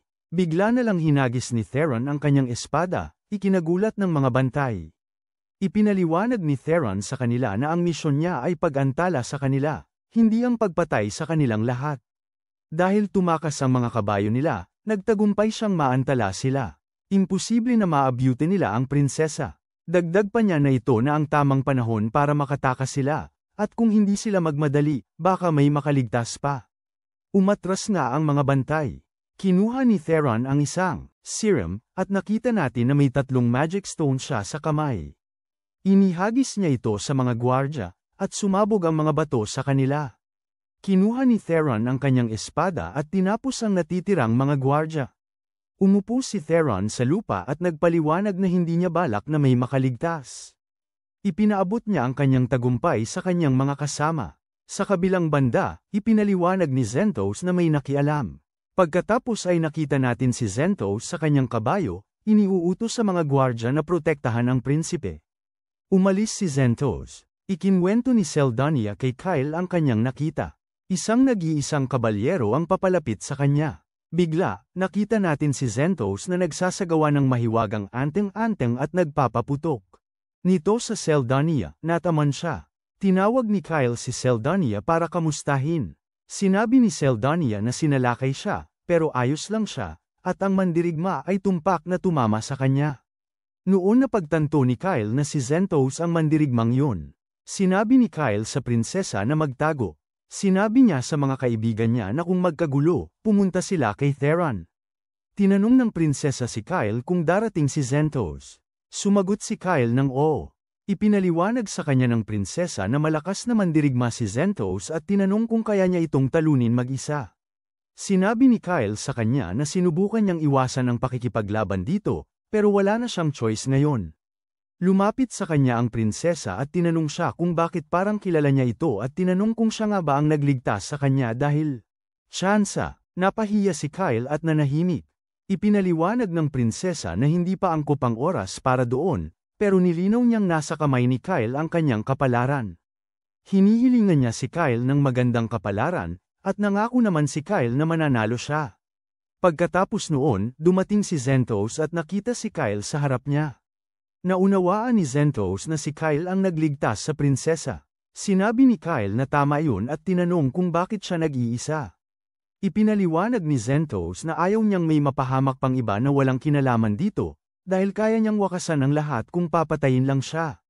Naintindihan ni Kyle ang ibig sabihin ni Zentos at hiniling na sumuko na ito dahil ayaw niyang patayin siya. Nagulat si Zentos sa hiling ni Kyle. Si Kyle, dagdag pa niya na hihingi siya ng tawad sa prinsesa. Nagalit si Zentos at sinabihan siyang tumigil sa mga kalokohang yan.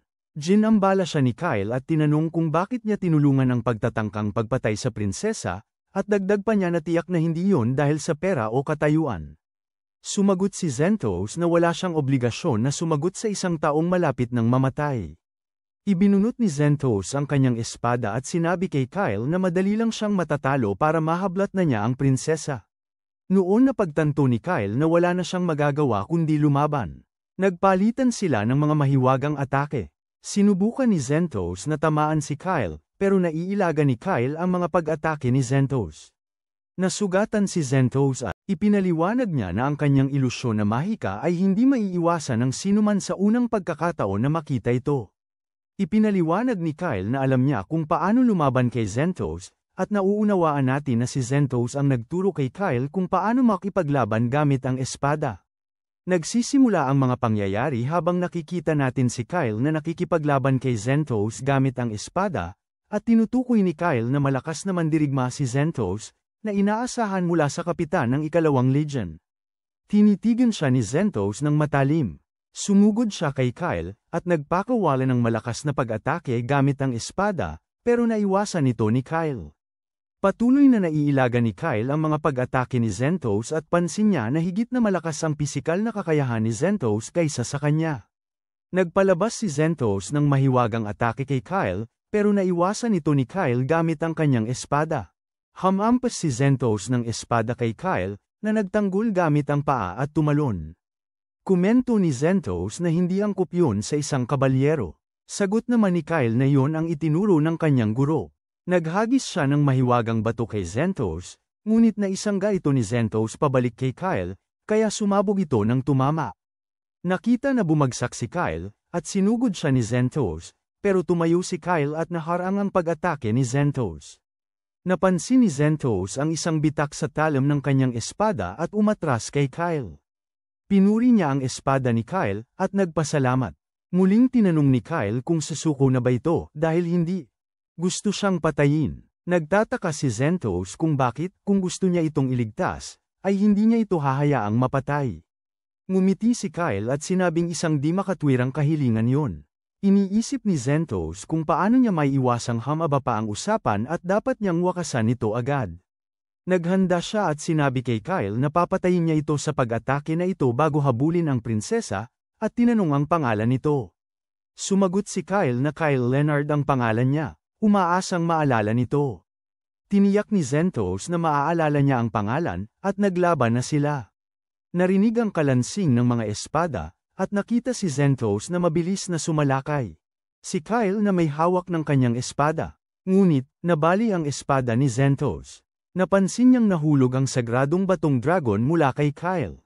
Galit na galit, sinalakay ulit ni Zentos si Kyle, habang si Kyle naman ay mahigpit na nakahawak sa kanyang espada at handa ng lumaban. Samantala, sa isang flashback, nakita natin si Zentos na nagsasabi kay Kyle na kinuha niya ang kanyang espada para sa kaharian at sa maharlikang pamilya, na puno ng pagmamalaki. Tinatanong siya ni Kyle, na sinasabing lahat ng ginawa niya ay para sa kaharian. Sinabi ni Zentos na wala siyang magandang impresyon kay Haring Zergos. Ipinaliwanag ni Zentos na ang estadong pinaglaan niya ng kanyang buhay ay nawala na, at ngayon ay gamit niya ang kanyang isang espada para sa sarili lang niya. Tinatanong ni Kyle kung mahirap yun para sa kanya, at sumagot si Zentos na hindi, dahil pakiramdam niya ay malaya siya. Balik sa kasalukuyan, nakikita natin si Kyle na may luha sa mga mata habang sinasaksak niya si Zentos ng espada. Umaagos ang dugo mula sa katawan ni Zentos habang bumabagsak siya sa lupa. Tinatanong ni Kyle kung sinadya ba nitong paharangin ang espada niya. Sumagot si Zentos na hindi, pinilit niya itong harangin ng buong lakas. Dagdag pa niya na alam niyang haarang si Zentos bago niya idulot ang nakamamatay na suntok. Nilinaw ni Kyle na ito ang Zentos na kilala at pinagkakatiwalaan niya. Dumura ng dugo si Zentos, ngumiti, at nagsabi, si Kyle, kakaiba siya. Humingi ng paumanhin si Kyle, na sinasabi na may mga dapat niyang ingatan, at si Zentos ay isa sa mga iyon. Nagpaalam si Kyle. Sa palasyo, nakita natin ang prinsipe na nag-aalala at nagtataka kung ano ang nangyayari. Narinig niya ang pagbukas ng pinto ng silid at bigla niyang tinawag ang pangalan ni Zentos, ngunit nagulat siya dahil hindi si Zentos yun. Humingi ng permiso ang kapitan, at inutusan ang natitirang bahagi ng Legion na maghanap. Galit na tinanong ng prinsipe kung sino sila, at bigla nating narinig ang prinsesa na bumati sa kanya at nagtanong kung kumusta na siya. Nabigla ang prinsipe nang makita ang prinsesa. Ang prinsesa, iniuutos sa kapitan na dakpin at tanungin ang prinsipe, at pinahihintulutan siyang gumamit ng puwersa kung kinakailangan. Nakita natin kung paano hinuli ng mga babaeng sundalo ang prinsipe, na sumigaw at nagpumiglas. Lumabas ang prinsesa habang pinipigilan ng mga sundalo ang prinsipe, at isinara niya ang pinto. Nagpasalamat ang prinsesa kay Kyle at sa mga kaibigan niya sa lahat ng nagawa nila para sa kanya, ngunit nagpasalamat din si Kyle sa prinsesa dahil sa pagtitiwala nito sa kanila. Sinabi ni Theron na nalutas na nito ang alitan sa pamilya ng prinsesa, at kinumpirma ito ng prinsesa, at sinabing tapos na ang mga ganyang alitan. Idinagdag pa niya na nais niyang magpasalamat sa kanila ng pormal sa kabisera, at napangiti si Kyle. Sa loob ng palasyo, masayang-masaya si Lizzie, pero si Orzai hindi mapakali. Si Seldonia naman ay mukhang nasiyahan sa pagkain at kumuha ng ilang pirasong cake. Inanyayahan ni Theron ang isang katulong sa palasyo na uminom ng tsaa kasama siya. Humingi ng paumanhin si Kyle sa prinsesa dahil sa kawalan ng pagpipigil ng kanyang kaibigan, pero sinabi ng prinsesa na huwag siyang mag-alala. Pumasok ang hari, at tumakbo ang prinsesa palapit sa kanya, ipinapakita ang pag-aalala sa kanyang ama. Humingi siya ng tawad dahil sa pag-aalala na kanyang idinulot. Tinatanong ni Lizzie kung ama nga ba ito ng prinsesa, at biglang tumayo si Orza at sinabi nilang siya ang hari. Tinatanong ng hari ang kanyang anak kung sigurado ba siya sa kanyang ulat. Ang prinsesa, sumagot ng oo, at dagdag pa nila na sila ang nagligtas ng buhay niya. Sinabi ng hari sa kanila na naroon siya, hindi sa opisyal na kapasidad, kundi upang magpasalamat sa kanila, hindi bilang hari, kundi bilang ama. Nabanggit ni Kyle na isang malaking kabutihan yun mula sa hari. Nagpahayag ng pagsisisi ang hari sa ginawa ni Carinus, ngunit nagtanong kung bakit tinutulungan siya ni Zinthos. Nagpalagay ang prinsesa na marahil ay may kinalaman nito sa ibang bansa o may pakikipag-alyansa sa mga masasamang espiritu, at kailangan nilang imbestigahan ito ng palihim. Pinayuhan ng hari sina Kyle at ang mga kaibigan niya na huwag sabihin kaninuman ang mga narinig nila ngayong araw. Tiniyak ni Kyle sa kanya na hindi nila sasaktan ang kaharian sa pamamagitan ng pagbabahagi ng anumang impormasyon. Kinumpirma ng prinsesa na maaasahan nila, at nakikita niyang kung yun ang palagay ng prinsesa sa kanila, sumasang-ayon siya. Nangako siyang bibigyan sila ng gantimpala para sa kanilang ginawa, yumuko siya kay Kyle at sa kanyang mga kaibigan. Pagkatapos, ipinaalam sa mga mamamayan ang pangyayari, na sinalakay ng mga halimaw sina Prinsesa Melina at Prinsipe Carinus habang papunta sila sa nayon ng Sanes, at kalahati ng mga sundalo ng ikalawang Legion ang namatay, kasama na si Kapitan Zinthos. Malubhang nasugatan si Prinsipe Carinus at dinala sa palasyo para gamutin. Iyon ang opisyal na balitang ipinahayag dito, at iilan lamang ang nakakaalam ng buong katotohanan. Maya-maya, makikita sina Kyle at ang kanyang mga kaibigan na pumapasok sa isang salo-salo sa palasyo. Nakasuot ng elegante habang namangha ang mga tao sa kanila. Nang makalapit sila sa hari at prinsesa, yumuko sila sa mga ito. Sinabi ng hari na sina Kyle at ang kanyang mga kaibigan ang nagligtas sa prinsesa mula sa malaking panganib, at iginawad kay Kyle ang medalya ni San Randinir. Mapagpakumbabang tinanggap ito ni Kyle at isinuot, habang pinapalakpakan siya ng lahat. Tinatawag siyang tunay na bayani, pag-asa ng sangkatauhan, dalubhasa sa pakikipaglaban at mahika. Ang sandaling ito ang unang pagpapakita ng isang dakilang bayani, na maraming pangalan sa kasaysayan. Dito nagsisimula ang kwento ni Kyle. Kinagabihan, sa silid ng hari, nakita natin ang hari na nagsasalita sa sarili, na sinasabi na sina Zinthos at walang silbi ang mga Carinus. Pagkatapos niyang magbitiw sa trono, si Melina ang magiging reyna, at dahil sa kanyang kahusayan, uunlad ang kaharian. Iniisip niya na hindi siya maalala bilang hari, kundi bilang ama ng prinsesa. Nagagalit siya sa naisip na mas mababa ang kanyang ranggo kaysa sa anak. Napagpasyahan niyang dapat siyang magmadali upang makagawa ng bagong plano sa lalong madaling panahon. Nang biglang may pumasok na nakamaskarang tao at bumati sa kanya, nagulat ang hari at tinanong kung sino ito at paano nakapasok. Nabitawan niya ang hawak na kopa at tumayo, ngunit bigla na lang siyang nilapitan ng nakamaskarang tao sa likuran, tinakpan ang bibig at tinali ang mga kamay. Isiniwalat ng nakamaskarang tao na may iminungkahi siyang plano sa hari. Noong panahon ng malaking pagsalakay, nagmungkahi siyang tumulong sa mga duwende sa kalapit na kaharian. Ngunit, ninanais ng hari na mapanatili ang kapangyarihan sa pakikipag-ugnayang panlabas, at mariing sinabi niyang hindi siya tutulong maliban na lamang kung nasa panganib na sila. Ipinagkit niya ang tulong mula noon, na nagresulta sa pagkawasak ng mga duwende, isang pagkatalo na may pangmatagalang epekto na naging sanhi ng pagbagsak ni Zergos. Ipinaliwanag ng nakamaskarang figura na hindi niya sisihin ang hari sa isang bagay na hindi pa nangyayari, na ipinapakitang ang nakamaskarang figura ay si Kyle mismo. Naalala niya ang huling mga salita ni Zinthos bago niya ito mapatay. Patawarin mo ako, o hari, habang tinutulak niya ang hari. Patungo sa bintana, nilinaw niya na ang hari lamang ang may kakayahang mag-utos kay Zinthos na patayin ang prinsesa. Sumagot ang hari na kung nagtagumpay ang plano, wala silang haharaping problema. Ngunit, sumingit si Kyle na sinasabing kung pipili siya ng paglilingkuran, siya ang pipiliin niya. Lumapit siya sa hari na nag-utos sa kanya na lumayo. Tinulak ni Kyle ang hari sa gilid ng balkonahe, sinasabi sa kanya na matalino ang prinsesa ngunit matalas din ang ulo, hindi tulad ng hari na sarili lamang ang iniisip. Lumingon ang hari at nakita ang mukha ni Kyle, at sa sandaling iyon, nagpaalam si Kyle sa hari at itinulak ito mula sa balkonahe, dahilan upang ito ay mahulog. May narinig ang mga sundalo na tumama sa lupa at nagulat nang malaman na ang hari iyon. Tahimik na pinanood ni Kyle ang mga pangyayari.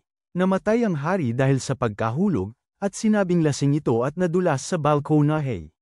Para hindi masira ang kanyang imahe, sinabi sa mga mamamayan na bigla na lamang nagkasakit ang hari at namatay. Hindi makapaniwala si Lizzie sa pagkamatay ng hari, at nagulat din si Orza dahil sa sobrang bilis ng pangyayari pagkatapos ng pagpaparangal sa kanila, kung saan mukhang malusog naman ang hari. Napansin ni Theron na kung isang araw pa ang nauna ang pagkamatay nito, kinailangan pa sana nilang maghintay para matanggap ang medalya. Ayaw na ayaw niyang sabihin, pero nagpapasalamat siya sa pagtitiis ng hari, dahil si Prinsesa Melina ang magmamana ng trono, kaya wala nang dapat ikabahala. Nalaman ni Kyle kalaunan mula sa prinsesa na siya'y nakatalaga sa ikatlong prinsipe, si Miser, mula sa imperyo ng Gargan. Nagulat si Kyle nang marinig ang imperyo ng Gargan. Ipinaliwanag ng prinsesa na noon ay nagtalo ang Zergos at ang imperyo ng Gargan para sa pamamahala sa mga rehiyon ng Quran, at sa huli, ang Zergos ang nagkaroon ng kapangyarihan sa Quran kapalit ng pangakong pagpapakasal ni Prinsipe Miser sa prinsesa ng palihim. Naiintindihan ni Kyle na ang pag-aasawang ito ay isang estratehikong hakbang para matiyak ang alyansa ng dalawang bansa, pero gusto ng prinsesa na maging formal. Ibasura ang pakikipag-isang dibdib. Tanong ni Kyle kung ano ang mangyayari kay Cairn. Sinabi ng prinsesa na mananatiling malaya ang lungsod ng Quran sa ilalim ng pamumuno ni Zergos. Nilinaw niya na walang kinalaman ang pakikipag-isang dibdib na ito sa Quran, at wala silang anumang opisyal na sulat na pinagpalitan tungkol dito. Dagdag pa niya na masasabi niyang nagbago na ang sitwasyon ngayon, at hiniling kay Kyle na ipaalam sa pinuno ng Cairn na kanselado na ang pakikipag-isang dibdib, at kailangan ang pahintulot nito. Binigyan siya ng isang liham, at nagulat si Kyle. Nang gabi, nakita natin si Kyle na hawak ang liham. Biglang sumulpot si Saldania at tinanong kung ano ang problema. Sinabi niya na hindi niya alam kung paano magiging reaksyon ang imperyo ng Gargan tungkol sa pagkansela ng kasunduan, at nahihirapan siyang makabuo ng plano. Ipinaliwanag ni Saldania na si Quran ay maaaring may iba pang mga problema bukod sa mga alitan nito kay Gargan. Tinanong ni Kyle kung ano ang ibig niyang sabihin. Sinabi nito sa kanya na namatay ang hari ng kalapit na kaharian, ngunit hindi dumalo ang pinuno ng lungsod, at tinanong kung hindi ba yun kakaiba kay Kyle. Napagtanto ni Kyle na tama ang obserbasyon ni Saldania. Ipinagpatuloy ni Saldania na pinatutunayan yun ng katahimikan ng prinsesa, at mayroong isang bagay na mali sa Karen, at nais ng prinsesa na imbestigahan o humanap ng solusyon sa issue. Sabi ni Kyle na makikipagkita siya sa pinuno ng koran, at nakikita niya itong isang magandang pagkakataon, nais na lumayo hanggat maaari sa prinsesa. Naniniwala si Saldania na may mataas na pag-asa ang prinsesa kay Kyle, at sang-ayon dito si Kyle. Kinaumagahan, makikita natin si Kyle, ang mensahero, at sinabihan siya ng prinsesa na tiyak na ang tingin nito sa kanya ay walang puso, dahil hindi siya naapektuhan sa pagkamatay ng kanyang amang hari. Nilinaw ni Kyle na hindi ganoon ang kanyang pananaw. Ipinagpatuloy ng prinsesa na nalulungkot siya dahil mabuting nagpalaki ang kanyang ama sa kanya at mahal niya ito, ngunit may pag-aalinlangan siya sa pagmamahal ng kanyang ama sa kanya. Pagkatapos ay lumingon siya kay Kyle at tinanong kung handa na siyang sumapi sa mga bantay ng palasyo. Nagulat si Kyle. Ipinaliwanag ng prinsesa na nais niya itong maglingkod. Bilang isang opisyal na kabalyero, kinakabahang tinanong siya ni Kyle kung binabantayan ba siya nito, ngunit ang prinsesa ay sumagot na gusto niya itong makasama. Tiningnan siya ni Kyle at sinabi nitong may aasikasuhin pa siya, pero agad siyang babalik kung may mangyari. Tumawa ang prinsesa dahil nagbibiro lang pala siya, at natutuwa siyang makita itong nababahala, at hiniling ang kaligtasan nito. Bigla, nakita natin si Kyle na sumisigaw na binibiro lang siya ng prinsesa, at ang mga kaibigan niya ay nagtataka kung anong nangyari dito. Samantala, pinagmamasdan sila ng prinsesa nang dumating si Ninos at tinawag ito. Tinanong nito kung nakontrol na ba niya ang bayani. Tumawa ang prinsesa at sinabi kay Ninos na, nagpapakita ng pagiging masama, pero sigurado siya na ang ganitong mga paraan ay magiging kailangan sa hinaharap. Gayunpaman, naniniwala ang prinsesa na kailangan nilang panatilihin si Kyle sa kanilang panig. Tumututol si Ninos dito dahil wala silang alam tungkol sa kanya. Habang nagsusulat din si Ninos, tumatawa ang prinsesa at umaasa na patuloy na tutulong si Ninos sa kanya. Pumayag si Ninos, at ngumiti ang prinsesa. Tiningnan niya at nilinaw na simula ngayon, siya na ang mamamahala kay Zergos. Sa syudad, pumunta ang mga kaibigan sa tindahan, at nagpasalamat si Kyle sa tindero sa paghihintay. Binati siya ng tindero dahil sa natanggap niyang medalya, at nagpasalamat si Kyle. Tiniyak sa kanya ng tindero na sigurado siyang marami siyang makakamit sa maikling panahon. Sa sandaling ito, tinanong ni Theron kung nasaan ang kanyang espada. Binigay sa kanya ng tindero ang espada, at sinabi kay Kyle na ang panday na nag-ayos nito ay nagsabi na mukhang matagal na itong gamit. Sinabi ni Theron na marahil ay malupit ang paggamit niya rito, at tinanong kung mayroon silang mas magandang espada. Humingi ng paumanhin ng tindero at ipinaliwanag na ito na ang pinakamagandang espada na mayroon sila. Sinabi ni Theron na kakayanin na niya. Nangako ang tindero na susubukan nilang maghanap ng mas magandang espada. Sinabi ni Theron na huwag masyadong magpaasa. Sinabi ni Kyle sa tindero na papunta sila ng koran, at tinanong kung may alam siya tungkol doon. Ang tindero ay nagulat at nagpaliwanag na ang koran ay isang lugar na puno ng mga hamon at pinamamahalaan ng isang samahan ng mga panday na ang pinuno ang namamahala sa lungsod, at sila ay naging sanhi ng maraming problema, na nagpahirap sa kalakalan sa kanila. Ngunit ipinagpatuloy niya, dahil ito ay naging isang malayang lungsod, nakapagtatag na sila ng komunikasyon. Naunawaan ni Kyle ang sinabi ng tindero at nagpasalamat, tinitiyak sa kanya na muling bibisita sila. Umaasa rito ang tindero, at nagpaliwanag na isinasaalang-alang ang mahabang kasaysayan at kultura ng Quran, ang kanilang mga armas ay magiging napakahalaga. Sinabi niya kay Theron na maaari siyang makahanap ng mas magandang espada roon. Nilinaw ni Theron na magbabago siya ng ugali at hahanap ng isang mas magandang espada pagdating niya sa lungsod. Tanong din ni Theron sa tindero kung sigurado ba ito na ayaw nitong humanap siya ng mas magandang espada sa ibang lugar. Sagot ng tindero na makakahanap ito ng ibang paraan para kumita mula sa kanya, at binati sila ng magandang kapalaran sa Quran. Nagpasalamat si Kyle, at umalis na sila. Habang naglalakad, tanong ni Lizzie kung minahan nga ba ang lungsod ng Karen. At narinig ni Kyle ang pagtatalo ng mga kaibigan niya at natawa.